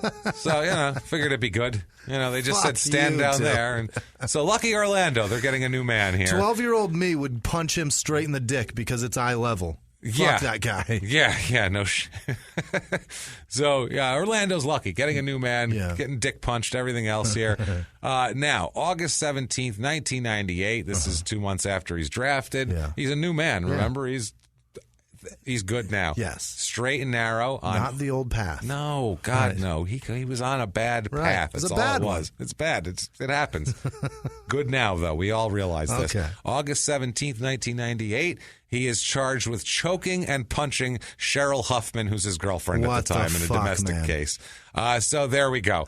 So he's gone from I'm doing great to I'm going to choke and punch this woman who's in my house. Found that old bad path. He absolutely did. And this is also, he doesn't have a training camp to go to or anything because there's an NBA lockout strike, whatever, going on. This was when the strike was going on, so he's got to wait to start in the NBA. He's waiting. On January 21st, 1999, with still a charge looming over him for punching a woman. Season's about to start. He is traded by the Magic. Oh, boy. They're like, I don't know. We'll change our minds. Never mind. Nudnik, get him out of here. Nudnickery. He's traded by the Magic with Johnny Taylor to the Denver Nuggets for a first-round pick in the 2000 draft. Later became Keon Dooling. Okay. So the 1998-99 season finally starts in 1999. He's in Denver. Meanwhile, we've now found 2 Keons. I've never heard of one. Yeah, this has got a couple of Keons. In high school, they tried to call him Neon Keon, by the way. Those and I said, fucking assholes. No. I wouldn't even. That's why I didn't bring it up. It's just embarrassing. That team, the Denver team, 98-99, had Chauncey Billups and Danny Fortson, Rafe LaFrance, who got drafted this year, Antonio McDyess, I Nick love Van that guy. Exel. I loved McDyess, too. He was nasty. So, a decent team, but nothing spectacular here. Some good parts to the team, but as a whole, not terrific. As a putting asses in seats team, that'll do it. It's a fun team to watch, it sounds like, but they're going to lose a lot of games. Yes, they aren't going to win a lot. No. So that year, he plays in 28 games, because it's a half a season. 14.6 minutes a game. They're easing him in. Using him. 3.3 minutes a game, 3.4 rebounds, 1.1 blocks. Nothing terrific. The team is terrible. Yeah. They're repulsive. They're absolutely awful. As a fan of everything Denver, that is essentially fucking every season. It hurts so much to be a Nuggets fan. Yeah, they're awful. You had that one year where they got that surprise playoff series win with Boykins Mutombo. was in there too. With Mutombo laying on the floor. Right. Yeah, it was like 93. Holding the ball on his face. Yeah. And who was... I don't think there was many. I think Dale Ellis was on that team. Yeah. And who was the little guy that changed his name for Mahmoud Abdul Rauf. We talk about him all the time. Chris Jackson. Yes, Chris Jackson. We talk about him all the time. We always bring him up whenever anybody's got a name. That's right. It's like that. It was that team. That was a fun little team to watch because it was so surprising, and you rooted for them because it was just a bunch of guys. It was a ragtag bunch of group. Well, they were put together and they were decent. This team, and then ever since then, it's just ouch. This year, this is quite the ragtag group as they go 14-36 in a 50-game season. Well, it's better that route and knowing that they're going to be shit and maybe they're good than getting like Carmelo Anthony, who's supposed to be like the next coming him, of which wasn't the bad but he's supposed to be like the next coming of everything. They didn't know that he would turn into Carmelo Anthony. Yeah. No shit. I'm a Knicks promises fan, Jimmy. the world. Trust me. Yeah, you get it. I get it, my friend. Promises the world and delivers you a shit sandwich. Speaking of being like a Knicks and Suns fan, this coach, the coach for this 14-36 team was Mike D'Antoni. Which is fun. Christ. So they were definitely fun to watch. They were running around dunking and shit. It was a good time. So not great. They had 17 dunks in the game, but those are the only shots that went in. That's it. Yeah, they lost 101-34 is the problem. That's the issue. And 0 for 19 at the free throw line. Yeah, they were terrible. Terrible. So Keon makes $1 million this year, That's great. So, hey, not bad. To lose? Kid from the projects is making $1 million. Sweet Pete, I'm doing in. Great. August 27th, 99 is court for the 98 domestic violence problem here. Keon pleads guilty to simple battery in a plea bargain here. They reaffirm that he was choking and or punching Cheryl Hoffman. I love that they throw or in there. Or. It doesn't matter which. Or. Either one. Justice of the Peace Doug Smith ordered Keon to donate $2,000 to the Shade Tree Shelter for Battered Women. If it's done by November 29th, the charge will be reduced to disorderly conduct after that. So he can't ask for much more than that for punching and choking a woman. That Justice of the Peace Doug Smith sounds pretty silver in my book. He sounds like Doug Smith got something out of that. I would say so. At minimum, a dinner. So something or a nod and a thank you from the Denver management here. 1990 season tickets. There you go. Luxury box. 1999-2000 Denver. He plays in 81 games. Wow. So he's been there 81 out of 82 games. 20 games started that year also. So they started working him into the lineup. 22.8 minutes a game. 8.6 points per game. 6.2 rebounds per game. All right. Not bad. 0.9 assists. 1.4 blocks a game. That's great. Not bad. The team improved some. They shit-canned D'Antoni before that. They have Coach Dan Issel now there, and they they go 35-47 that year. Okay. Not great, but Whatever. come on. It's Denver. It's Denver. What do you want? They're better than the year before. That's not the team they want everybody watching in that town. No, exactly. It's something to get you and through. And the Avalanche are there, right, too, and they're usually good back in the day. So. Around that, matter of fact, Keon makes $1,289,400 that year. He's getting a raise. Not too shabby. Yeah, his contract goes up every year, the rookie contract. February 29th of this year, in 2000, during the season, he has a son with a woman named Jamie Hall, who'll be his longtime on and off disastrous relationship. Now, what do you think his name is? Come on. No. Come on, Jimmy. Named him Keon of course Jr. he named him Keon. Of course he named him Keon, This is Jimmy. the third Keon in the story. I've never heard of one. You think he wasn't going to name him Keon? Do you think there's more Keon Clarks later? I fucking hope so. What do you think, guys? Everybody think maybe there's a couple out there that we might have dug up? Well, let's find out. Let's see All here. right. Fucking rule number 1, he's breaking that one here. He also says that when he turns pro and when he's playing, he says his drinking escalated. Of course. When he's playing, he said he needed to do it because he had to deal with the other players' egos and, quote, sense of entitlement. What? And he said the pressures that came with this money all of a sudden and sudden fame and constant attention, he just felt he felt he was being taken advantage of. And let's find it in their own words here about it. In their own words, quote, anytime I tried to talk to someone about it, they would say, man, what are you complaining for? You've got money. I used alcohol as a comfort, but it was an artificial comfort. The worst thing is a person can say to someone who's addicted or in pain is stop doing it. No one ever asked, why are you doing this? I was drinking because I couldn't get any resolve for what I was going through. At the time, you don't even see you're making the same mistakes because you can't see the light. You were walking in darkness. What you're going through? You're living a dream, you fucking asshole. They don't get that you're happy. You made $2.2 million in 2 years. That's fucking insane. That's insanity. That's what I mean. Think about That's nuts. Fuck this People guy. give us $1. I'm like, awesome, Can thank you believe it, James? We got $1. And this fucking asshole has $2.2 million. You don't know what I'm going through. Yeah. Nothing. God. Fuck you, Keon. Well, he'll get arrested a lot in this episode. Don't worry. To deal with other people's egos, don't hang out with them. Like, what the fuck are you talking about? I got to deal with all these egos, and all I can do is drink myself into stupidity. That's all I can do. I have to kill myself slowly every day drinking because I got to listen to these egos. What else am I supposed to do? Play 60 minutes and go the fuck home. There How you about go. that? That's something. 48 or at least. Yeah, 48 minutes. It's 12 minutes. Fucking. So he fuck this guy. Over the next few years, he will have so much traffic shit. It's not even funny. Shit that we can't dig up, but I mean, it's not wearing a seatbelt, speeding, suspended license, driving the wrong way in a one-way street.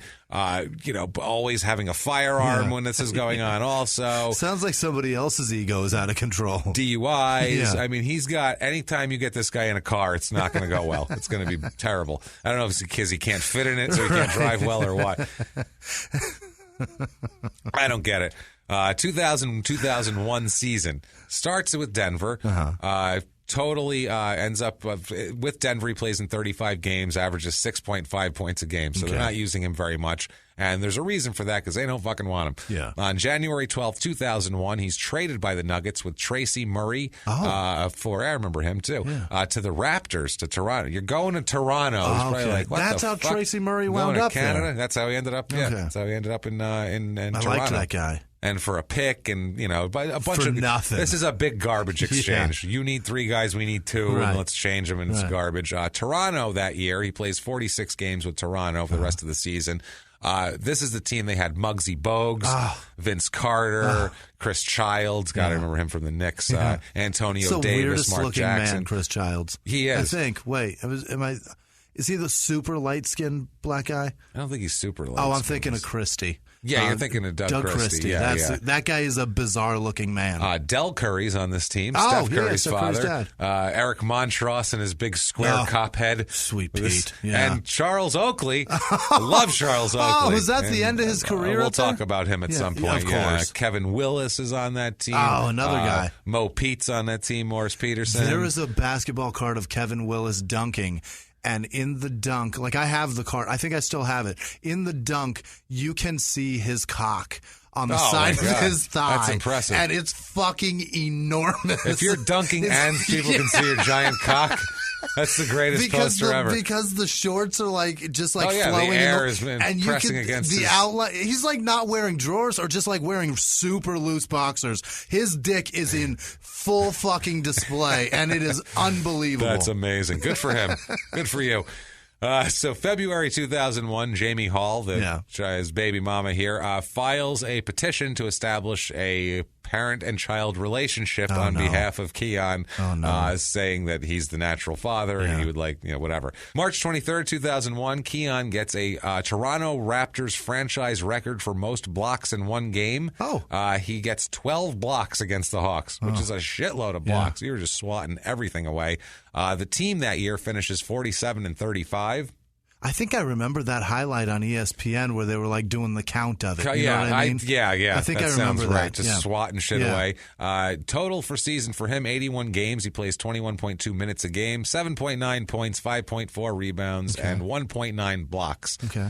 Decent backup center, but you kind of want more out of this explosive guy. They beat the Knicks in the first round of the playoffs. How about that? So painful. 5-game series, 3-2. Wow. And they lose to the 76ers in 7 games in the second round. I think the Sixers went on to get crushed by the Lakers that year, if I'm not mistaken. In the finals. In the finals? Yeah, right. I believe so. Clark in the playoffs only plays 9.4 minutes a game. Mm-hmm. So in the playoffs, they were like, he's not important really. So that's when they tighten the lineups. If you're the guy on the outs, they don't want you that much and don't need you. But they need you enough to pay you $1,379,400 for that season. He's already lived my dream. In 3 years, he's made $3 million. 3.5. He does which is perfect because then you just pay the fucking taxes. Yeah. That's all I've got to make, James. $3 million in my life, and I'll be fine. Let's work on it. Unbelievable. So June 11, 2001, he's arrested for domestic battery and driving with a suspended license, which everything he gets arrested for, you can always add and driving with a suspended license on the end of it because he's always driving and he never has a license ever. So July 2001, he admits paternity of little Keon Jr. there. You mean the guy that's named after you? Yeah, you named it after fucking me. Dipshit. So, August 2001, the court grants a temporary order granting Jamie Hall custody of Keon Jr. Subject to his response and for visitation rights. He's also ordered to pay $3,000 a month in temporary child support due on the first of each month at that point, backdated to July 2001. So ouch. Also, he's ordered to pay all medical expenses on behalf of him, which he should have pretty good insurance anyway through the NBA. That shouldn't be a problem.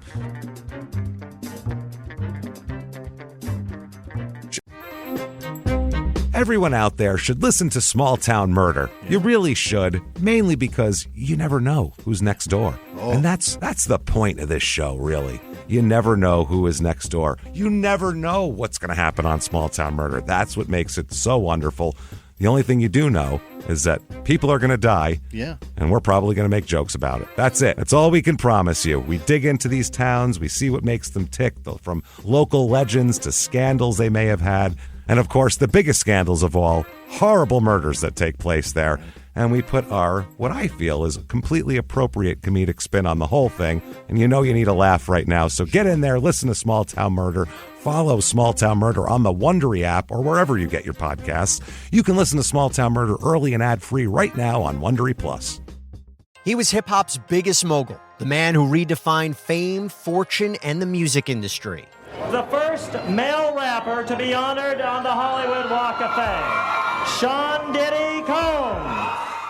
Diddy built an empire and lived a life most people only dream about. Everybody know ain't no party like a Diddy party, so. Yeah, that's what's up. But just as quickly as his empire rose, it came crashing down. Today I'm announcing the unsealing of a 3-count indictment, charging Sean Combs with racketeering conspiracy, sex trafficking, interstate transportation for prostitution. I was up. I hit rock bottom, but I make no excuses. I'm disgusted. I'm so sorry. Until you're wearing an orange jumpsuit, it's not real. Now it's real. From his meteoric rise to his shocking fall from grace, from Law and Crime, this is the rise and fall of Diddy. Listen to the rise and fall of Diddy exclusively with Wondery Plus. And now back to the show. The 2001-2002 Toronto season here on now March 7th, 2002. There's a famous dunk. Mm-hmm. It's the most famous highlight of his career, where he absolutely throws down all over Sean Bradley. Really? Sean Bradley is 7'6" and the goofiest white guy. He's a Mormon. He's known as the Stormin' Mormon was his nickname. Imagine a 7'6" Mormon trying to block an athletically gifted man from dunking. It's not pretty. Or trying to convert you. Yes, that's what he does. He blocks you, and then he says, next time it'll go in the basket if you get with Jesus. Now, come here. Let me tell you a little bit about this planet you get when you die. And they're like, what the fuck? Okay. Put on these magic underwear. Put on these underwear, and we can have a nice conversation. He was a good shot blocker, though, Sean Bradley, because he was 7'6". Right. He blocked him with his head by accident. He didn't even have to jump. He just blocked him with his head. He was just standing there, and a ball would hit him in the side of the head, and they're like, that's a block. It's like, really? Awesome. I didn't even know that anyone was shooting. Terrific. I'm just in the way, basically. That year, Keon ends up with 81 games played, 31 games started, so they're trying Toronto. 27 minutes a game, which is getting there. 11.3 points, 7.4 rebounds, 1.1 assists, 1.5 blocks. So just not dominating, just kind of in there. He's a backup. He's a sixth man. He's a seventh man. Team goes 42-40. Which is good enough to make the playoffs, which is terrible in the NBA and in hockey. You can be 500. I mean, in NFL once in a while, a 500 team, but this is like a lot of teams that are 42-40 make the playoffs. Barely 500 horse shit. God, they lose in the first round of the playoffs, as they fucking should, to Detroit. He did not. That was the year with both the Wallaces too. That's why they lost. Well, they were great. Clark plays 34.8 minutes a game in the playoff series, so they're trying to lean on him here. 13.4 points a game, 8 rebounds a game. He makes $1,971,163 that year. Oh my God, he's doing well. He's a free agent now. Okay. The contract's up. He's set to make a lot of money because he's a big man, and he's going to make $5 million in his life already. He's going to go make a lot more than that in free agency. Toronto is negotiating with them, but there's a thing with the cap in the offseason where it's supposed to raise a certain amount, and then they end up in negotiations. It doesn't get raised as much, so they have to rescind the offer they made to him because they don't have the cap space to pay him. But Orlando is interested in giving him big fucking money. Really? They want to pay him. They want to bring him in. They want a long-term deal. They want to lock him up. They traded him once, and now they want him back. They want to lock him up. They're in negotiations for a huge contract. Jimmy, grace. This is grace right here. It doesn't get any better than this. Keon is in free agency, and we're at grace. About to get paid. Okay. Grace. Right. July 31st, 2002.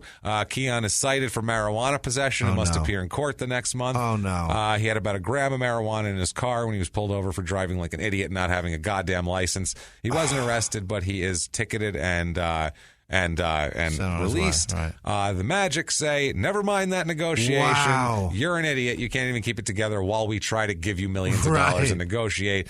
They pulled out. They said, never mind, asshole. Yeah. So there's grace right there. Holy shit. Over a gram of weed. Just could have left it at home. Nothing. No, it is. It's nothing. It's like 2 nuggets. Yeah, it's what one a little dick. nuggets. Yeah, a couple of joints maybe. That's it.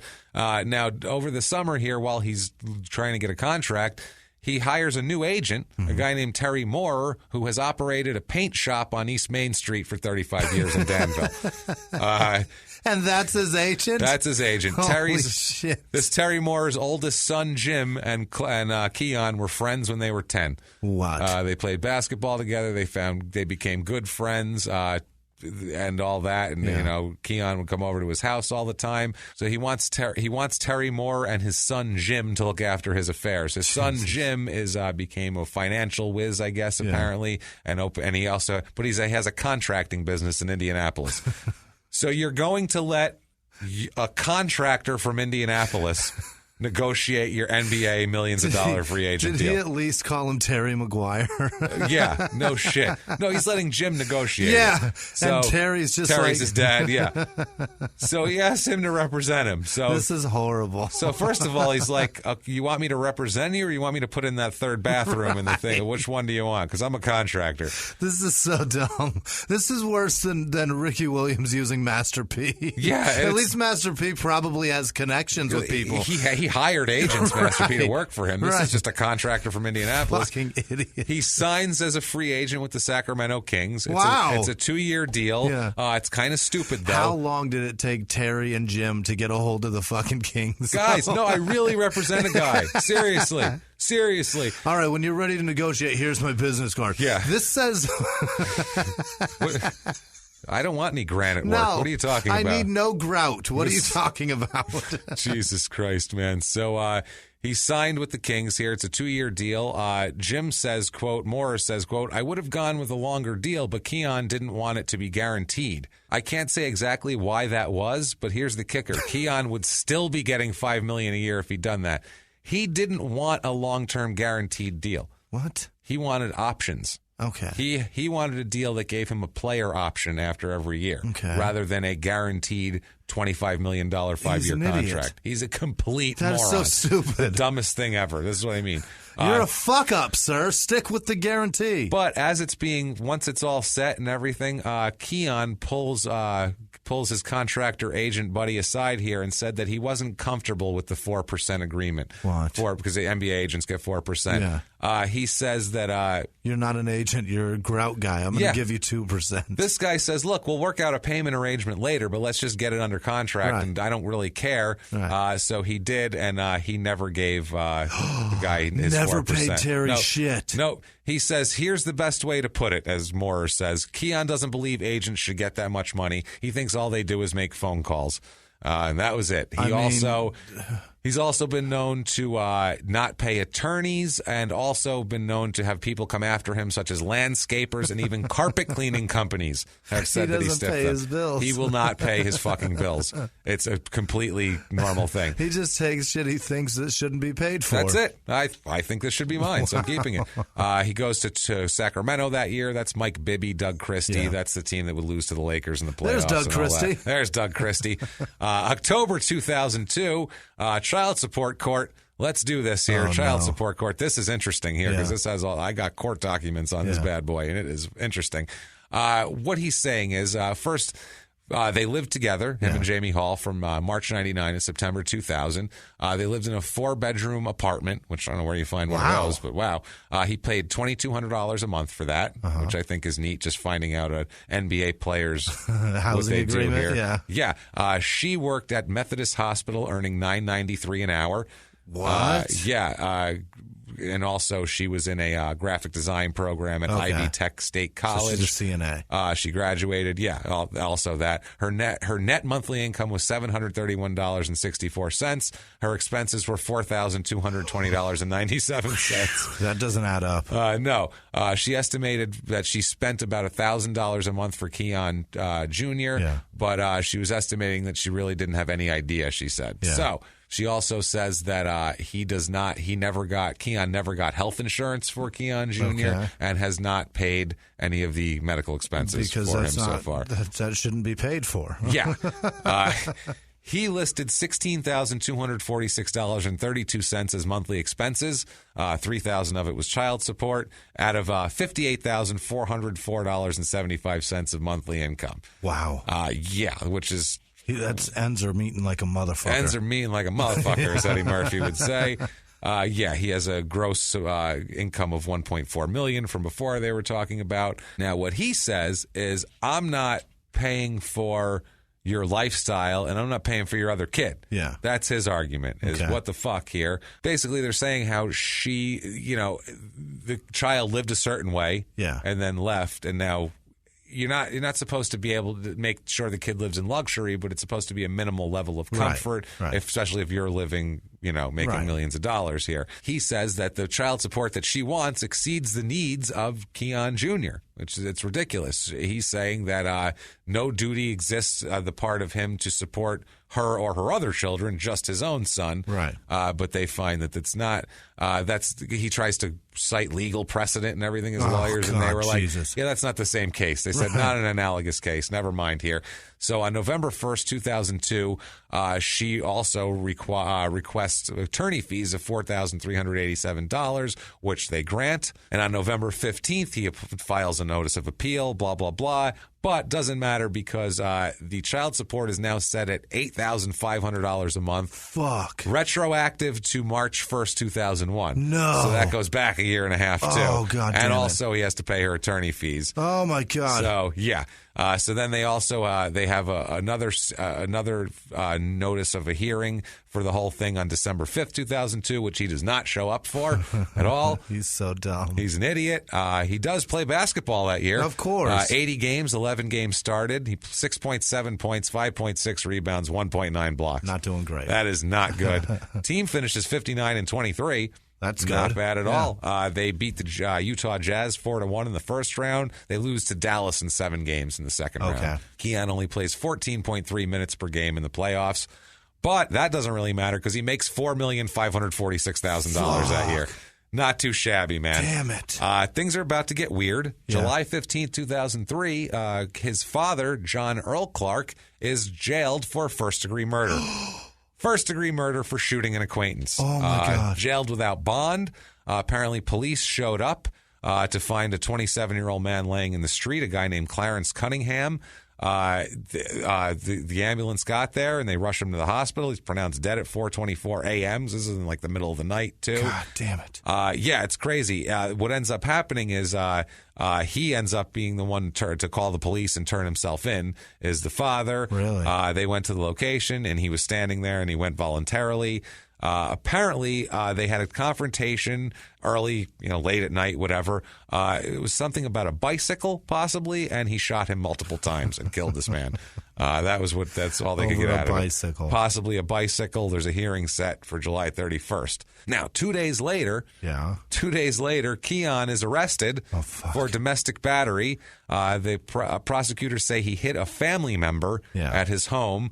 He pleads not guilty and posts $300 bail and is ordered by the judge not to have contact with the victim or the victim's residence. Okay. So August 5th, 2003, Sacramento with a hot commodity here. Yeah, no doubt. They trade him. Okay. They're going to trade him to the Utah Jazz because that's where you want to be if you're having a lot of problems. Once again, Utah. Stand out. That's better. Yeah. Christ, they couldn't have put him in fucking Atlanta or somewhere where he could at least blend in a little bit. This guy's got to be sore thumb. Yeah. So he starts with the season 2003-2004 with Utah. He has ankle surgery, though, very early on. So that's a problem, and it's a good ankle surgery too. Like it's a deep one. It's a deep one. He's out for months.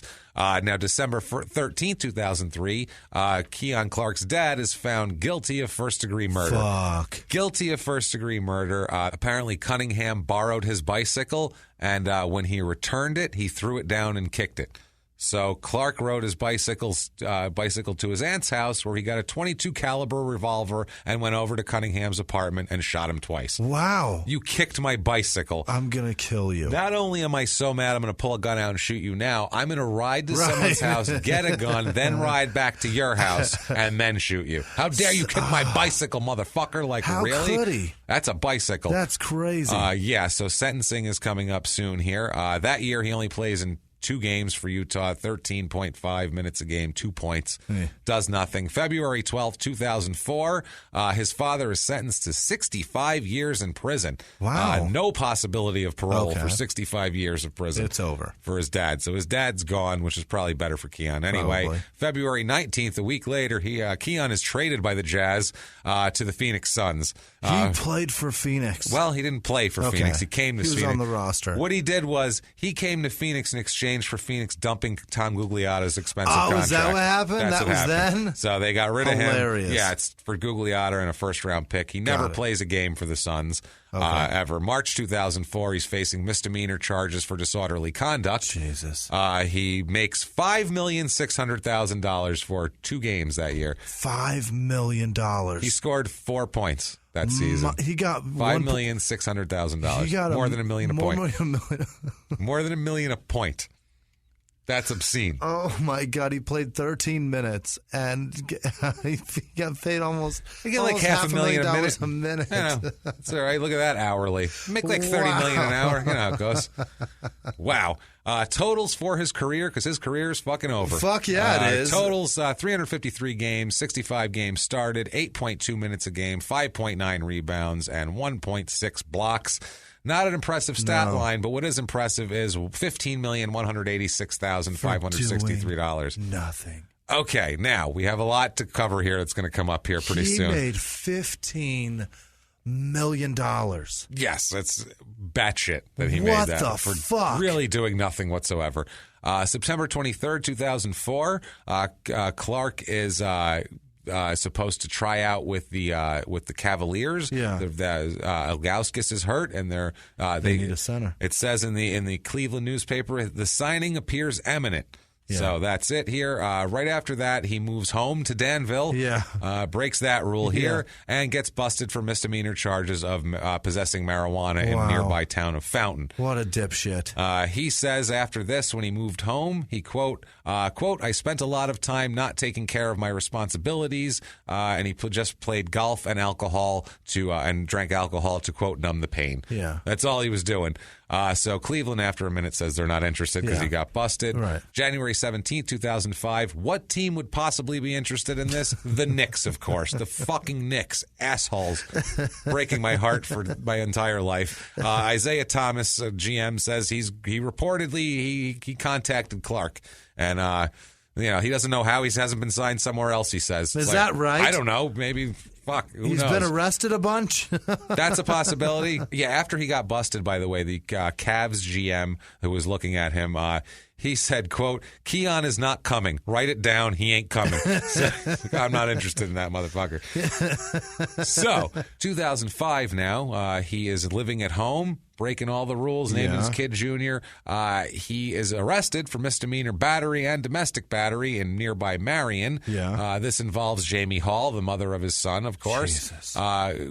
Jesus. They live in Indianapolis, the mother and son, and apparently every time he takes trips to Indianapolis, they all end up fighting and yelling and fighting over the child support, and it turns into a big mess, and it just escalated into something physical.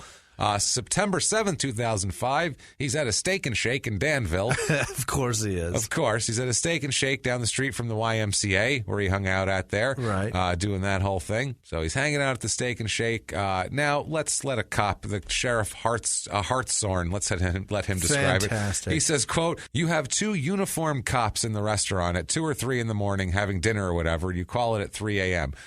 There are marked cars in the parking lot and 2 uniformed officers inside. Keon comes in, and there's one of those plastic signs that says wet floor, and he comes in and trips over the sign. Then he screams and yells about employees putting the sign there, and he wants service. And here's 2 uniformed officers sitting in the restaurant. He's raising hell with the staff and yells, the hell with you, I'm not buying anything here. Then leaves, gets in a car in front of the police officers and drive off. So they get in their squad car and follow him for 2 blocks. And what happens, he says? They pull him over because he was drunk as shit. Yeah. Officer Jane McFadden and Rhonda Swisher reported that Clark looked disheveled. And they had tailed Clark until his car severely cut a corner while making a turn onto Ferndale Avenue, which is the street going onto the street where he lives. His license was obviously suspended, clearly. And when they search his Mercedes, they find an unlicensed handgun. God damn it. Some weed in the trunk. Idiot. And cocaine in the passenger side glove compartment. Of course he's got cocaine. The only thing missing from this fucking story has been cocaine so far. And there it is. Hey, yay, Keon, you did it. What the fuck, Keon? Yeah, it's fucking nuts, man. The prosecutor said he was actually once a big Keon Clark fan, and even has a signed Toronto Raptors cap from him back in the day. Wow. But he's still going to prosecute him because he's an asshole. So he's a complete moron. They seize his Mercedes because he's an idiot. They end up auctioning it off.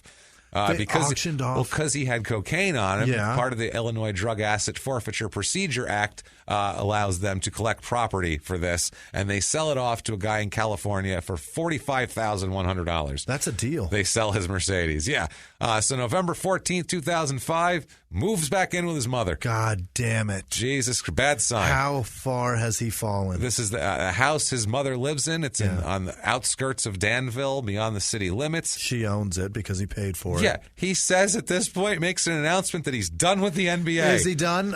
Jimmy, I'd like to make an announcement. I'm done with the NBA right now. Anybody who's considering signing me, take me off of your list because I'm not playing. I'm done. You done with the NBA, Jimmy? Listen, James, I'm done with the NFL. Okay, Jimmy's done with you guys, NFL, in case you were considering signing him. Nobody, stop calling. Please stop calling. Stop. It's over. I'm not coming. I'm not coming. He doesn't want to do it. Write it down. I'm not coming. Maybe Canada. Maybe your teams. We'll see. What the fuck? He says he's happy. You live with your mom, Keon. I think the NBA is done with you. Probably. He says he's happy. Yeah. He doesn't have to worry about dress codes and shit anymore. He says, quote, I'm just trying to live my life without nobody telling me what I got to wear. You live with your mom. She'll tell you whatever she wants. Yep. He says he's out on the bond. He said, jail ain't built for 6'11" guys. No. I'll put it like this. When I was lying on the bed, I had my feet out of the bars. I believe that's because you're 6'11". I Maybe love you this. should have thought about that before you broke the fucking law. Yeah, no shit. His neighbor, Bob Irvin, just is defending him. He says, quote, I think he was surrounded by a bunch of phonies. I think he got too much, too fast, but I never personally had any trouble with him at all. Too much, too fast. 5 years, $15 million fucking dollars. Yeah, no That's shit. not too much, too fast. He made too much. That's all. Listen to this, how crazy they were. While he was here, the Cavs were looking at him. Yeah. He said he had a scout from the Cavs, the neighbor, pull up while he was picking blackberries and ask questions about Keon Clark. I'm going to ask some random old man picking blackberries about a This guy. guy trying to make a pie. I'm going to ask him some questions. Jesus Christ, man. So January 24th, 2006, he's supposed to have a trial, and it's moved to May 1st. Okay. He's got a new attorney and the whole deal. Yeah. He faces charges of possession of a firearm without a firearm owner identification card, 2 counts of possession of a controlled substance, and 1 count of possession of marijuana.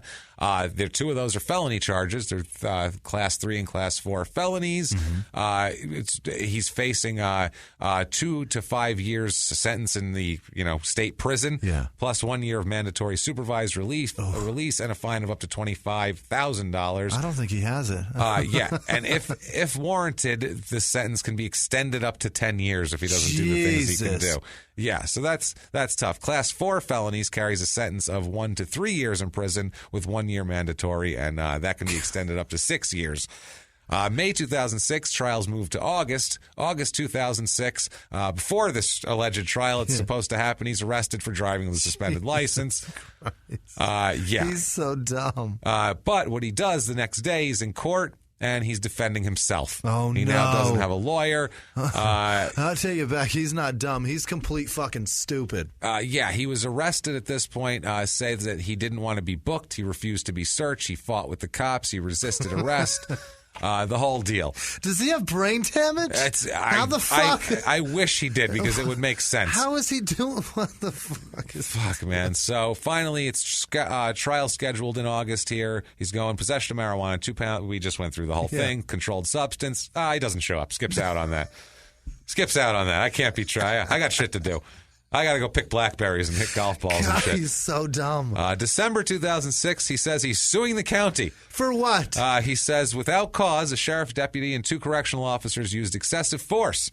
Yeah, it says in the documents. In the fight? Yeah, in the last arrest. It says in the documents they, quote, tripped Clark, slammed Clark's head on the counter, moved Clark's arms while still in handcuffs behind his back, up over his head, took his clothes off to search him, and intentionally stepped on Clark's shin over a large bandaged area. Okay. So they say he abused him.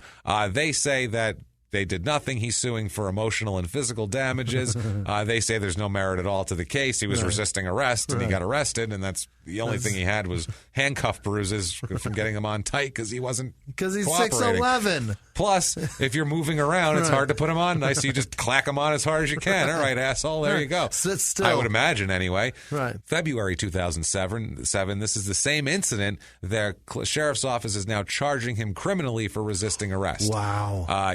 So early 2007, he's at his mom's house, and you mean at home? He's at home, where Danville police were called from a 911 call for domestic abuse. Keon is going nuts, and the cops come in and find him in the kitchen holding a handgun. Oh my God! Not terrific at this point. They actually had to it was a tense thing I'm sure to not of it. shoot him in his own kitchen, Right. and he eventually backed down and put the gun down, which is good for everybody.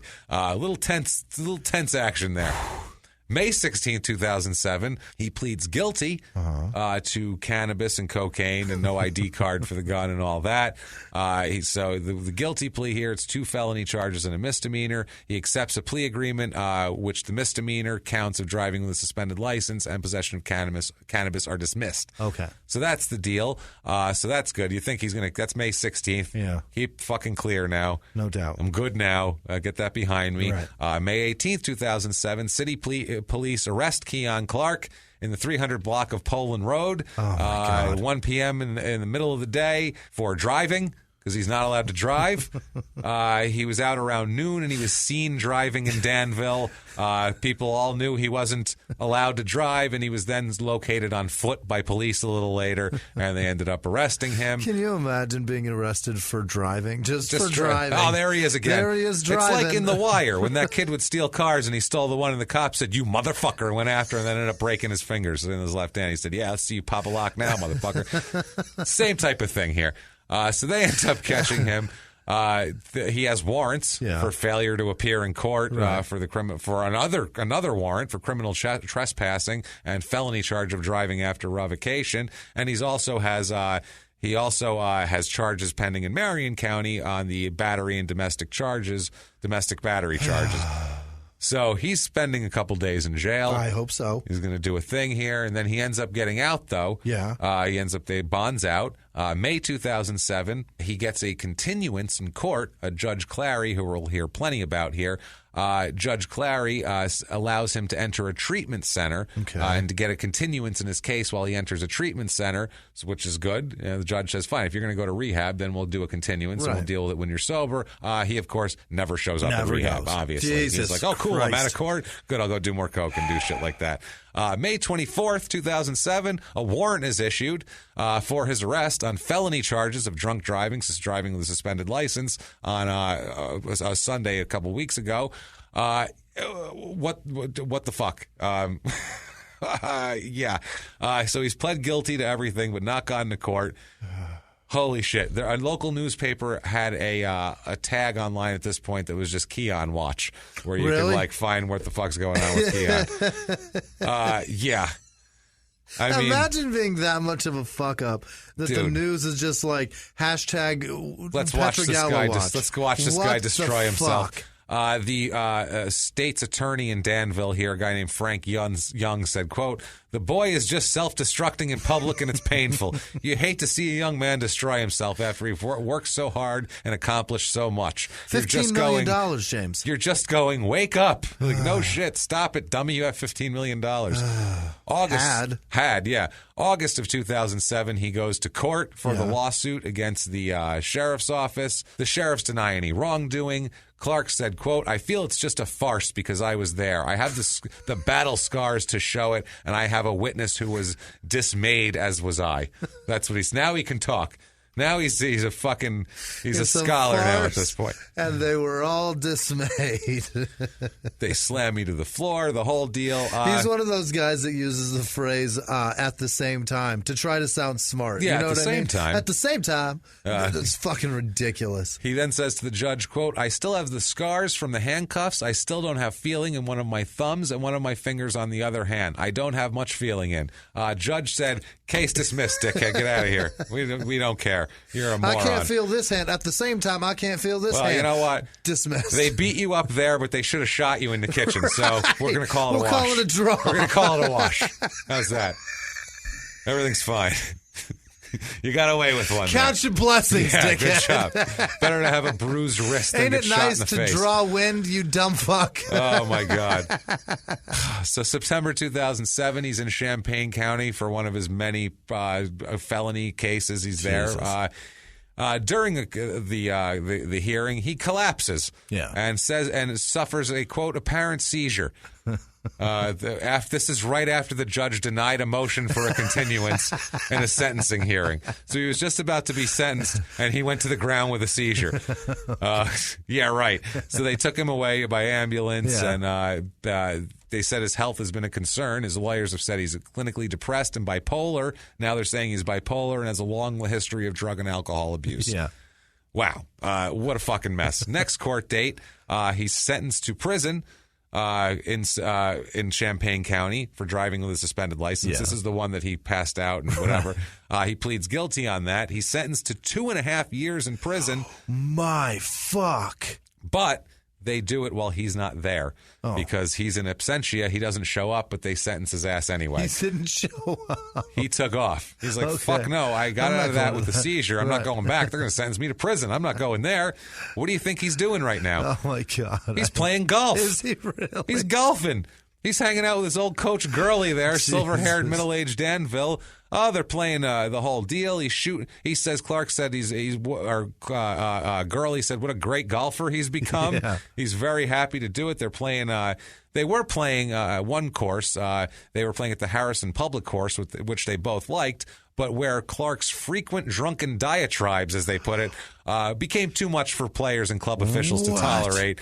His final act was on the 9th hole. He berated, screamed at, and threatened 2 gentlemen who were playing through who happened to be Illinois State Patrolmen. Wow. Not smart. Holy shit. So he also had gone to a place called Turtle Run, which is a higher-end place that Gurley and he play at there, and and he also got kicked out of that course. What do you so say to good. 2 people that are playing through to make them so angry or make them remember you that you drunkenly berated them? A 6'11" dude screaming and threatening at him. What do you have to say for them to not ever forget it? Jesus Christ. So he's in Vermilion County now, or he's not, because October 2007 he's supposed to be in Vermilion County Courthouse on charges of possessing a firearm without identification, that whole thing, driving under the influence, cocaine, that whole deal.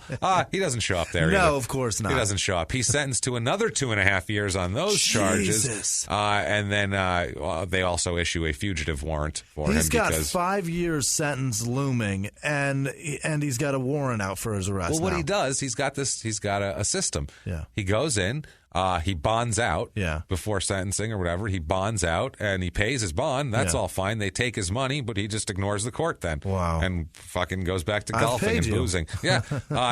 He has paid, at this point in 2007, he's paid about $100,000 in wasted bonds. Wow. Just to get out of shit and not have to go somewhere. October 10th, 2007, warrants issued for his arrest, obviously. I told you he was sentenced to 2.5 years in absentia. No lawyer was present either. He didn't even send a lawyer in his place. Nothing. Afterwards, what he says he did is he said he checked himself out of extended aftercare after he was tipped off that the feds were looking for him.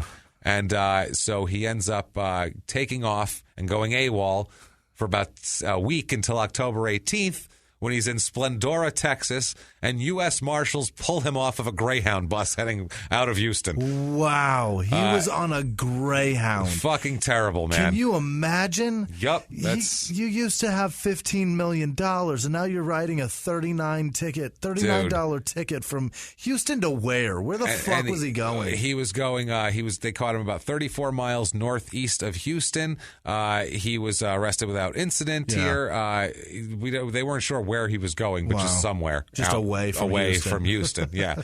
It was the bus was going to Longview, Texas. I don't know if that was his, who knows if that was his final destination. I'm not sure or not. Longview. So they take him in because he's wanted for all that. He's got a trial he was supposed to go to in August 2006 for possession of marijuana and all that stuff. So yeah, he's doing that. So early December 2007, he's in court. Obviously, he's talking to the judge. This is a preliminary hearing for a charge of aggravated driving in his black Escalade after his license suspended. This is very normal. The law enforcement officers call him a serial revoker. He's been nabbed. They say he's been nabbed dozens of times for traffic violations over the years. Wow. He shows up to court with no legal counsel whatsoever. No legal counsel. He's arguing with people. The judge tells him, quote, "I told you in your last appearance that you needed an attorney." Clark says, quote, "Sir, I don't have a lawyer. I was under the impression it was for the sentencing, not for this hearing." So the judge is pissed. The judge says, "Fine, are you ready to proceed?" Clark says, "No, sir." So, wow. Clary says, "Well, we're going to proceed in this matter, which is to show probable cause to bound you over for trial." So they say, "Yes, Your Honor." Then Clark proceeds in this hearing to get a cop on the stand and go after him. The cop says that, he stopped Clark's Escalade. He noticed expired license plates from Ontario, Canada. He didn't have a license after that. When he looked deeper, he found out he didn't have a license, blah, blah, blah. Clark says, quote, when you pulled me over, you were going the opposite direction as me on Oak Street. The officer says, no, actually, I was driving behind you, not the opposite direction. Clark's trying to establish that he couldn't have seen my license plate, basically. Right. He says he pulled Clark over because of the plates. Clark says, quote, did you destroy the video of the incident even though it could prove my guilt or innocence? And so the officer says, no, I didn't destroy any evidence. And so he says, yes, you did. And the judge says, that's argumentative. You can't do that. You're not a fucking lawyer, dummy. Right. You did take like 3 criminal justice courses, because he did, in Danville College or community college, but he didn't go to those classes, and he's not a fucking lawyer. He's a moron. So he is bound over, and he's in a jail cell for now. December 14th, 2007. He's awaiting treatment to get into an alcohol center. He comes out in a court hearing and says that he played, since he stopped playing, he has daily blackouts from drinking. Okay. He says that at this point, this is when he just got out of rehab. He says he still, quote, has beer goggles on because during the 3-day detox, he snuck in beers and chugged them. So he's still feeling like he has the effect of that going on. But beer goggles is when you fuck an ugly girl. Yeah, I don't know what he's thinking here. What is he talking about? I don't know what that is here. I have beer goggles on. I just banged the ugly. I just banged the ugly janitor because I've been chugging beers for 3 days. Yeah. What the fuck is he talking about? He goes on and on in this, too, and we'll find out, like, when he played, he was a drunk. He said he had a pint of gin a day drinking habit when he played. He said Holy shit. that he, quote, never played a game sober in his entire life. He'd even go get a buzz at halftime. Wow. He'd go drink at halftime, he said. The judge here, Clary, ends up tossing his sentence from Vermilion County on carrying an unregistered firearm and a felony drug charge and all of that, saying that he was sentenced in absentia and should have been given time to have his legal counsel review the case and be afforded a fair hearing at a later date. Okay. So they clear that off. It's basically just he has all these other things. He's also facing other charges of the possession of marijuana, 2004, and a battery and domestic violence. He's got so much it's stacked up. Outside of the courtroom, a reporter talks to Keon's mother and introduces himself, and she says, quote, I know who you are. You wrote a bunch of negative stuff about Keon while he was in college. She's been Googling and following and remembering knows forever. People. I love it. She then goes off into the only reason all this is happening is because the town of Danville is a racist community, and Keon's a product of the environment. She said, ask anybody. They'll tell you that Danville's racist. She says that the judicial system, the local law enforcement officers, everybody, state's attorneys have been picking on Keon for both his color and his money out of pure jealousy. All right. God damn it. She says, get him out of jail. He needs to be in rehab. Bill Bano, the UNLV silver-haired middle-aged white man, he's checking in. He's saying that he feels bad because he said that during this time, he was an alcoholic when he was coaching Keon. So he Bano was? Yeah, he said, I couldn't. He said, quote, had I been sober, I would have been able to help him more. But I was managing my own disease, and when you're doing that, it takes up all of your energy. Okay. So, I didn't have time to do any of that. But he does say, if you see Keon, give him my cell phone number, please. Thanks. Great. I can't believe he was drinking at halftime. That's fucking insane. That's just nuts, man. That is so crazy. He's drinking at halftime. Gatorade or gin, sir? Yeah, which one would you like here? Now, December 20th, 2007, back in court. Okay. This is his second court of the day. He's in family court this time with Jamie Hall, who says that he owes her $34,000 in child support payments. So this is a fucking mess. Turns out, you'd think he's broke with his mom and all this type of shit. He has $3.5 million in the bank. What? They find out if they're looking for his money. Yeah, he's got $3.5 million in the bank. He just hangs out. Wow. Lives with his mom, has no bills. He has my dream. He goes to $3 million. He plays cheap golf at the municipal course, cheap greens fees. $12 around. He doesn't give a fuck. Yeah. He is he's whatever. And he's saying he shouldn't have to pay $8,500 a month, though, at this point. He says, in their own words, quote, That figure was based on an MBA lifestyle, which I haven't had in 3 years. And I have no reason to give the money over to a child I haven't seen for a year in his life and a year in my life. This woman has 3 kids and only one of the kids is mine. She has 2 vehicles. Why should I be required to pay for all of this? Clary just stops him in the middle and goes, again, quote, again, you need an attorney. You're asking me questions you should be asking your attorney, dummy. You have to pay for things, right. Stupid. I'm the judge, not a fucking attorney for you. Dumb shit. January 3rd, 2008, goes to prison. for back child support? No, for the other shit. Yeah, for the one of the two 2.5 sentences sticks, and he goes 2.5-year sentences sticks, and he goes to prison. Whoa. Fucking A.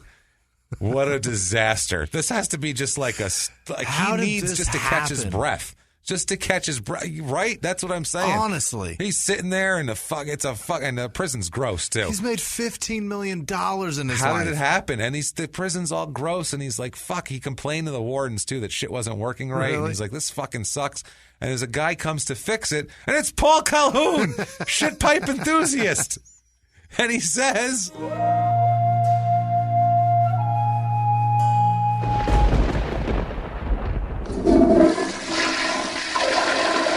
How is it you come to arrive here, huh? Let me ask you a question. I'm serious, because I come in, I'm supposed to fix a couple of things, but I got a couple of questions for you. Let me tell you, I've been looking at a car, just looking around your cell. It seems to me like the shit pipes of your life are all backed up, buddy.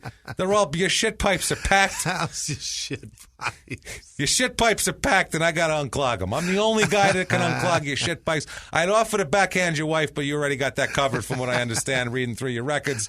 So that's fine. And she doesn't need that. I think she's had enough problems with you. But yeah, I would clean out the shit pipes of your life. But the problem is you haven't even paid landscapers and fucking cars. You're not going to fucking pay me for it. That's the problem. You know, I'm going to not get my shit pipe money. I do shit pipe. I smack your wife all for one low price. That's how it is. You know the jingle. Calhoun's. You know it. He'll clean your shit pipes and smack you. You know the fucking jingle. You know what I mean? I got one for women, too. It's a good one. I clean up your shit, kick a guy in the dick. I'll do that, too. It's all right. You got to do for both ways, they tell me. The ladies, they don't like my song. Jesus Christ. So I'm like, hey, fuck it. You know what I mean? Fuck, I got to get out of here. I got to get... Poof. And in a cloud of shit pipe, in a cloud of shit... He's gone. Paul Calhoun is gone. Shit and pipes. He's gone. Oh, I love Paul Calhoun, shit pipe enthusiast. He's my new favorite. So, December 12th, 2008. How did he do this? What a fucking mess, man. This is later on in the year, December 12th, 2008. He's sentenced to 30 months probation after he pleads guilty to possession of a controlled substance, blah, blah, blah, blah, blah, blah, blah. They're combining sentences and making them run concurrent, and they're just like, get this guy the fuck get him back on the street out of here. And get him away from me. Get him out of his court. I am so fucking sick of looking at this guy. He is so dumb. He's so fucking dumb. So he's in prison, though, for a while on that one. This was while he was in prison. July 2009, he's paroled, which is good for him. July 2010, he's doing very well. He attends weekly drug court hearings to check on his progress, and he actually shows up. All right. He shows up. Universally, all of the hearings and all of his progress reports, they're all described as good. Yeah. He's good now. According to documents, he's good. It's documented. Now. Legal documents say he's good now. He's getting the help for his addiction. He said he's serving punishment for his misdeeds, his lawyer says. He's doing fine. He got a lawyer. He got a lawyer finally. They made him get one. June 29, 2010, the Las Vegas Review-Journal newspaper does a Ranking the Rebels article. Oh, my God. Top 100 UNLV players of all time. Keon's number 48. Wow. Top 50, baby. Not too shabby. July 29th, 2010, he pleads guilty in Champaign County to driving with a revoked license. Who's number one? I didn't look it up. Okay.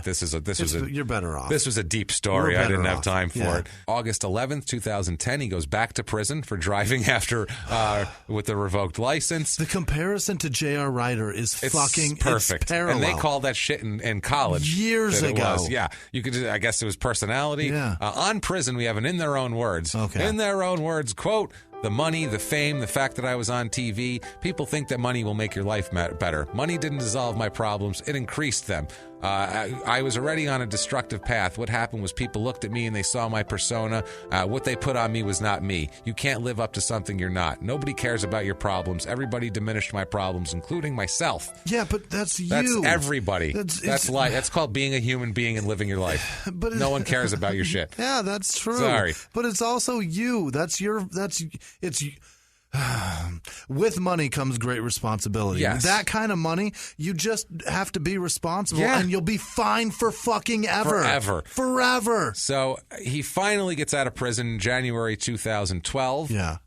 June 27, 2012, a sheriff deputy and parole agent are searching his home based on his parole, and they find a firearm with a round in the chamber. Hidden in his living room, and 3 loaded magazine rounds in a basement bedroom. What a dipshit. Which he's not supposed to have. He says, quote, "It was something I had for my protection. They found that gun where it was resting. I never threatened the police or anyone else with it." That doesn't matter. You're not supposed to have you're it. not allowed to own it, you idiot. That's not the fuck. What a fucking idiot. May 28, 2013, he is pulled over in his Dodge Challenger for illegal squealing of tires and speeding in Danville. He's in the car. Of course, his license is revoked, so he is placed under arrest for driving with a revoked license. And once again, guess what? His car is seized and held for forfeiture. Wow. Which we have a huge thing that I'll just briefly go over, where his mother gets super pissed. His mother sues the state for the car. Yeah. They go back and forth. The judge rules against her. She appeals. They have this huge case that goes on for 3 fucking years. 3 years. Over this car. And then finally they just say, you can't have the car. Appeals denied, and the mother sent away, and they sell his car. Wow. So this Dodge Challenger causes a huge, just a huge uproar, man.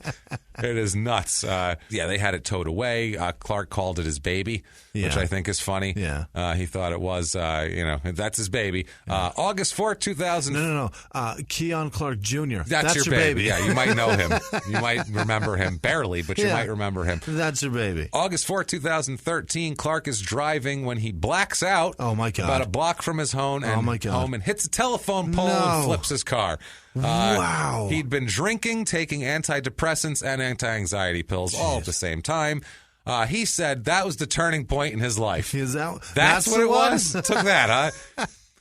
Wow. He said, I had a few accidents that got progressively worse. This one, I totaled the vehicle and walked away with 13 stitches. That was my moment of clarity when I said, I'm going to die if I continue down this path. Yeah, that's true. Well, no fucking shit. Yeah. You're going to die.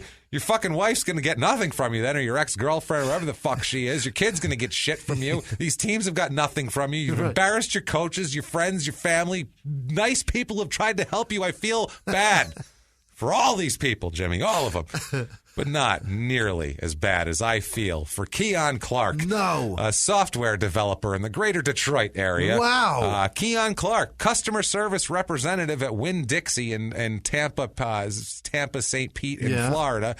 This guy, he's got a summary. He says, quote, I am a very hardworking man who always puts the concerns of others before my own to help encourage and upbuild everyone else. Upbuild, I didn't know it's a word. There's so many Keons. I love work. I love to work and come to conclusions that will benefit both parties. And finally, most of all, Keon Clark, Red River High School boys varsity football team in Coshada, Louisiana. He's a tackle that graduates in 2021. Jesus. And he's an athlete named Keon Clark. That's brutal. You poor son of a bitch. Meanwhile, he said this was the turning point. When I flipped a car hitting a telephone pole. Almost dying. I could die if I don't go down, if I don't change this. How about the point? Remember that part where you were standing in a kitchen holding a loaded weapon? Yes. And police aimed at guns at you. That's the moment where you could die. That's the one. You were closer to death there than when you rolled your car. Oh, my God. Later that year, by the way, Dave Rose, his coach at Dixie State, is inducted into the Dixie State Hall of Fame there. And in his bio, he touts...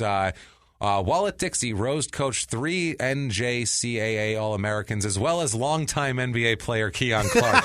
This asshole has the balls to brag about him. You silver-haired asshole. The balls. That's some silver shit right there. Now, December 4th, 2013 is sentencing after he strikes a plea deal with prosecutors over weapons and driving under the influence charges like we talked about.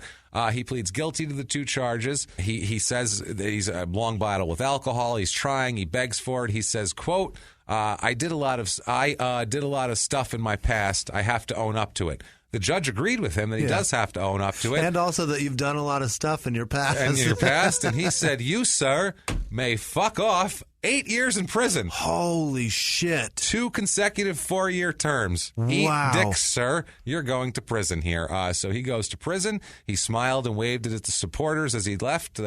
He said, he looked over to them and he said, quote, it could have been a lot worse. It's going to get a lot better. He said, no. Prosecutors say he will have to serve 50% of his sentence. He'll get credit for 138 days already served. And they get served consecutively. So he's looking at 4 fucking years here. At minimum. Right. Which is not terrific for him. He says it's great. He called the incarceration one of the better times of my life. Said when I went to prison, alcohol wasn't on my mind. I was on my mind instead. Finally, I'm in control now. Oh, yeah. He's forced, but in control. He meditates. He takes yoga 3 or 4 times a week.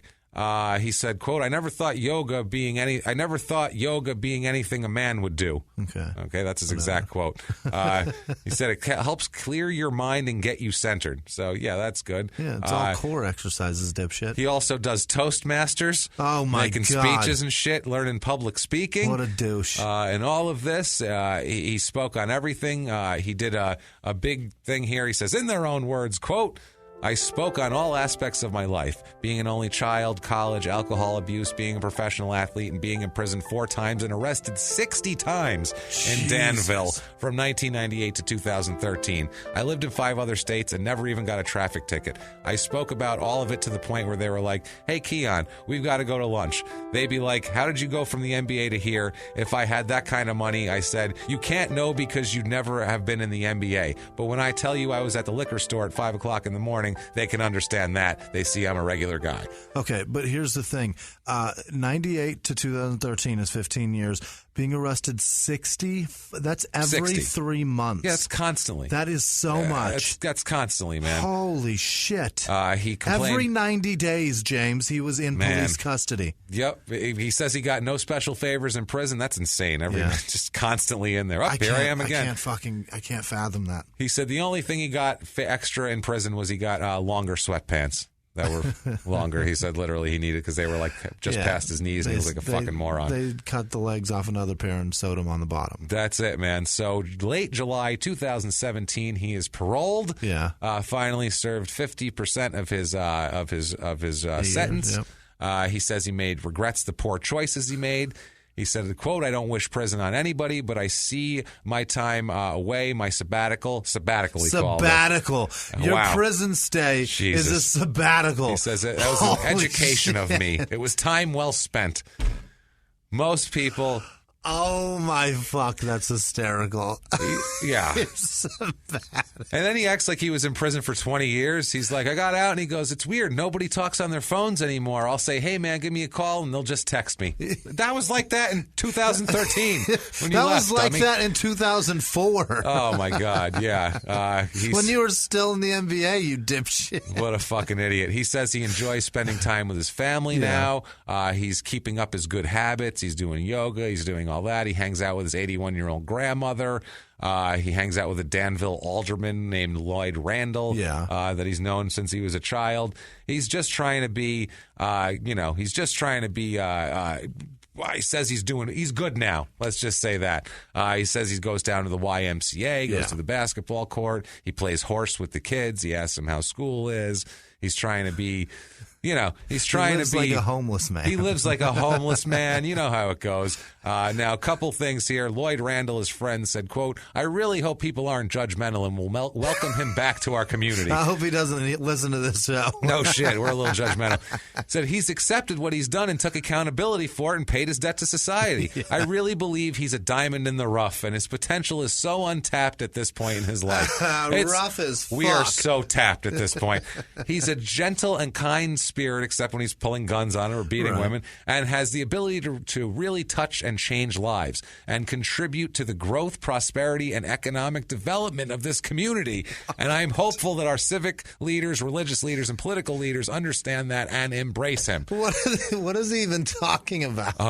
Clark, Keon says that he knows there's a lot of doubters, and he knows people are waiting for him to fail. Yeah. He says, the last little thing here, in their own words, quote, Today, I don't allow that to affect me. Plenty of people think they know me and will continue to see me through the pigeonhole they created for me. What? But nobody truly knows me because I just got an understanding of myself in these past 4 years. All I can be is myself, and I think I'm pretty damn cool. I can help so many young people who are coming up. I have knowledge, and I'm willing to use it. My testimony is beyond reproach. Keep your fucking knowledge. Everything is in perfect reproach range. Nothing you can offer is behind it. We are good now. The only Fuck testimony we need from you is that you're going to take care of your fucking kids. That's it. That was 2 months ago he said all that, too. Yeah, so that's a good point. He got out in July. We'll see you for an update in about 6 months, asshole.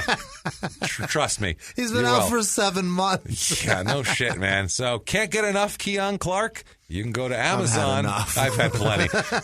Plenty of his ass. Trust me this week. Autographed basketball card from UNLV, a 1998 card, is $13 or $3.59 shipping and handling. Only 2 left in stock. Everybody hurry.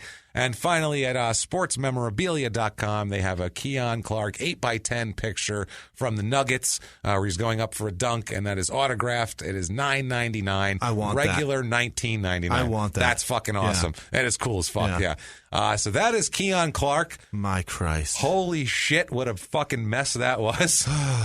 We're running a little long, so we'll bust through this here, but wow, that was a crazy story. If you like that story, please get on iTunes. Give us 5 stars. You know, after all that, we goddamn deserve it. Give us 5 stars. Tell us your following instructions, following directions. Go to crimeandsports.threadless.com for all of your crime and sports and small town murder gear. You can go to patreon.com/crimeandsports to make amazingly appreciated donations that we, God, from the bottom of our hearts, we appreciate. Thank you enough. Go to paypal.com and use our email address, crimeandsports@gmail.com. Right. If you want to follow the show, that's easy to do. You can do that at Crime and Sports on Instagram and Twitter, facebook.com/crimeandsports, and crimeandsports@gmail.com. Don't forget, live show, Boston, February the 18th, 4 p.m. Laugh Boston. Get your tickets now. Yes. And Jimmy, why don't you hit us, please, with the list of the most wonderful, heroic, fantastic, non-Keon Clark people on the face of the earth. Hit us with it, please.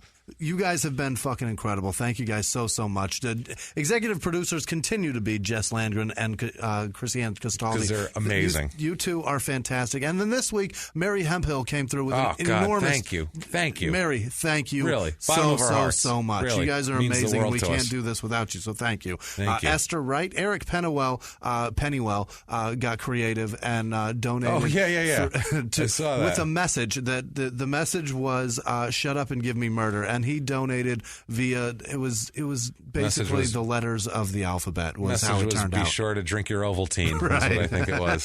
Thank you, Eric, for being creative and having fun with it. That was appreciate cool. Thank you. Stacey Huffaker, constantly with that's really nice of her. Thank you, Stacey. Thank you so much. I'm still Stacey. trying to figure out if there's a message buried in that shit too. If there's a message, I tried to figure out is that a currency translate? I'm like, is that a percentage for like? Yeah, this is how much of my day you guys ruined. I don't know what it is, but I love it anyway, and I'm having fun thinking about it. So thank you, Travis Hess, Will Taffet, Julia Schuster, Madison Grout, Dirty Girls Cleaning LLC. I'm not sure what that is. Google Dirty Girls Cleaning and see if... maybe not at work, though. Maybe wait till you get home, just in case. Do it on your phone. Yeah. It could just be naked girls cleaning on video. I hope it is. I really aprons. do. That's Jimmy, awesome. Go crazy. Shit, yeah. Kristen Sassano, Kelly Schulte, Nicole DeHart, Rob, Mary Hemphill again. That was where I wrote it, but then I wrote it up at the top as well. Thank you. Thank you, Mary. James Cook, just about every damn week that guy comes through. Thank you so much, James. It's amazing. William Sherwood, Brinley Richardson, Naima Shea, Nick Goodall. Thank you, brother. I appreciate it. That was a nice one also. Jerry Hutton, Elizabeth White, Heather Shelley, Ann Nitch, Andrew Dubois or Dubois. There's no O. It's not Dubois. I tried so hard to pronounce. It's Dupuis or Dupuis. Dupuis. It's interesting, is what it is. Candace McFarlane, Kapow Designs. That's Cat Power. That's Cat. Hey, Cat. Go find Kapow Designs and buy some shit from her. She knits cool, shit. Man. She's fantastic. Help her out. She's got a new boyfriend. She sends me messages about this fucking guy. So good for you, Cat. Be nice to Cat. He's a guy nice with Cat. We like her. Oh, Jesus. Every time I go to breathe, I breathe in fucking ouch. Katie Heisel, she's the one that makes the maps for it. She's fantastic. She's awesome. The girls in Joe and her girlfriend, I forget her. God damn it. Portland. It's Jeffrey is her last name. Why am I forgetting her fucking first name? No. Karen? I'm not sure. Why am I I don't know why I'm blanking it too. Sorry. Joe and Carrie. It's fucking Carrie. I know something with a K. Yeah. So Joe and Carrie are hosting, it's happening this weekend, a listening party for last week's episode in fucking in Oregon. And that's great. They're inviting all their friends. That's so cool. Katie, not Katie. Yeah, Katie's going. And they're coming to Phoenix for the live show on March 25th. So Katie's going to that party, and I'm whatever. It doesn't matter. That's cool. I'm going to be snapping with them tomorrow. It'll be fun. Lucas Bergeron, Powsey or Dowsey? No, it's a P. Powsey. Lucas Bergeron, thank you. I'm not going to worry about that last one. It's a motherfucker. Ricky Fitzpatrick, wow, thank you. That was an amazing donation as well. I appreciate you. Barbara Johnson, Elizabeth Freeman, Michelle Jolly is somebody in Australia. She's cool. She tends to come really around pretty frequently too. Thank you. Yeah, thank Constantly. you so much. Mark Barnett, Madeline Robinson, Liberty Sissin, Sysyn. That's a fucking nightmare of a last name to pronounce. Yeah. Sysyn. That can't be a real. It looks like a company. It sounds like a stock. I'm going to get to it one. Sounds like a stock. Right. Right. Exactly. It looks like a name on the side of like a truck trailer. So see how we're going to check get to the one NASDAQ and see if it's going right. We're going to get to one in a minute that is completely an obvious joke. I think we'll see. Madeline Robinson, I already said that. Shane Rayleigh, Luis Reyes, Rick Paul, Gresham Fenton, Dave LeCount. Look, I almost said LeCount. I almost did it. It's not LeCount. I'm so sorry. You wanted it bad. FedEx podcast guy. He sent a donation saying that this is part of his overtime for Christmas. Wow. So thanks. Thank you. He didn't give a name. We appreciate just FedEx that so podcast much. guy. I'll take it. That's so cool. Rhiannon Garrett, Joshua Fields. He's the one that sent the posters for the method. Yeah. Thank you, awesome. Josh. Thank you. Rachel Sutton, Ben Hubert, Wout Van Holy Motherfuck. Wout Van Nettercastle. It's got a whole word in there. Yeah, it's easy, so that's an easy one. I don't know. That was a tough one for me. Joe Roth, Amber Lacey, Trent Pearson, Nicole Chastain, Sean Brandt, Tana Floward. Fantastic. Thank you so much, Tana. Or Tana? Yeah, thank you. It might be Tana. I'm a fucking asshole. That's tough. Alana Maller, Desiree Kissling, Nick Lawson, Susie Mannon, Edward Cruz, Travis Tim, Tyler Burgert. Burgoo? Fuck. No, it's not Burgoo. Good. That's better. That would be horrific. Yeah. Sharon Cullen, Nate Husling, Molly Coles. Jesus. The Real Booze Podcast. Go take a listen to that thing. It's about they drink beer or drink whatever alcohol is in the fucking movie they're watching. Okay. So go listen to that. That's cool. Judy Martin in Ontario is an almost 80-year-old lady that listens to this shit. How fucking bananas is that? Ex-wrestler? I don't know. You know what? If you are the ex-wrestler Judy Martin from the WWF in the 80s, that would be awesome. Natalie Meyer, Laura Murr, she's fantastic as well. Thank you, Laura. Sean Baker, Emily Cupid, Karen Silva, Heather Faller, Rachel. No, it's Raphael. Sorry, Raphael. That's an asshole thing to do to somebody. Yeah. Raphael Gaitan, Sarah Kaizen, Amanda Wiley, Sean Hoxie or Hokey. Is that an X? Fuck. Is that Hoxie. an X? What is that? I don't know. Joblin Agterish. That's a tough one as well. Wow, I would say. Mad Feline. I'm sure that's a joke. Stephanie Cadwell, Billy Garmer, Sarah Schlesinger, Chris Thresher, Dan Zielkowski, Stephanie Slosler. Fuck, I'm so That's sorry, a tough one. Yeah. Austin Hardy, Loren Levan, Genesis Vasquez. Here it is. Sandy Handjob. Thank you so much, Sandy. Sandy Handjob sent some money. Kelly Ruiz and Nitch. I already said her name. Thanks again. And she donated both through through PayPal and then also. So thank you, Ann. Thank you.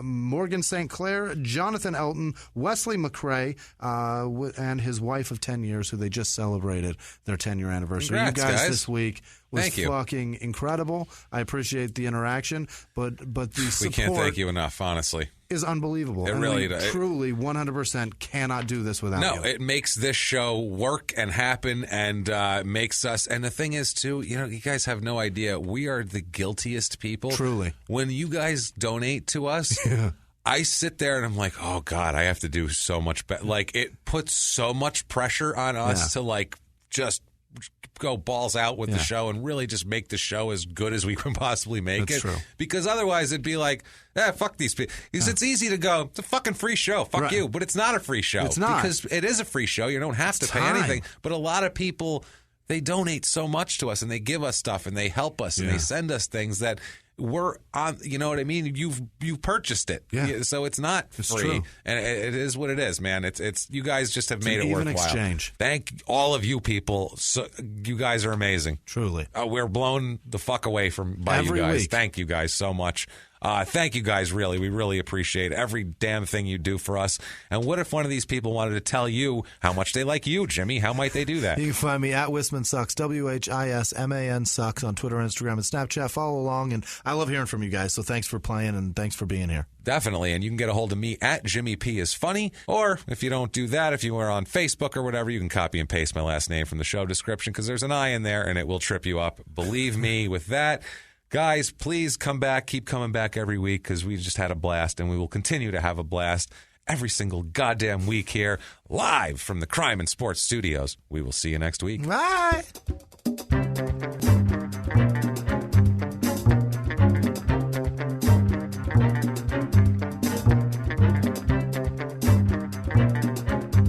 If you like crime and sports, you can listen early and ad-free now by joining Wondery Plus in the Wondery app or on Apple Podcasts. Prime members can listen early and ad-free on Amazon Music. Before you go, tell us about yourself by filling out a short survey at Wondery.com/survey. In the 1980s, a rosé swept the country. Hey, Mike, I really like this White Zinfandel. Well, good. Now put it down. We're going to try another one. White Zin became America's top-selling wine. But most don't know that this sweet drink has a sour history. What began in 1986 with counterfeit bottles, A big fraud, a multi-million-dollar fraud, sent investigators chasing one of the most powerful families in the business, the Licciardis. But the closer the feds got to them, the more dangerous things became. It's a story of deceit. At the time, I was paranoid. Threats. You touch my kids, I will kill you. And murder. with a .22 caliber bullet to the head.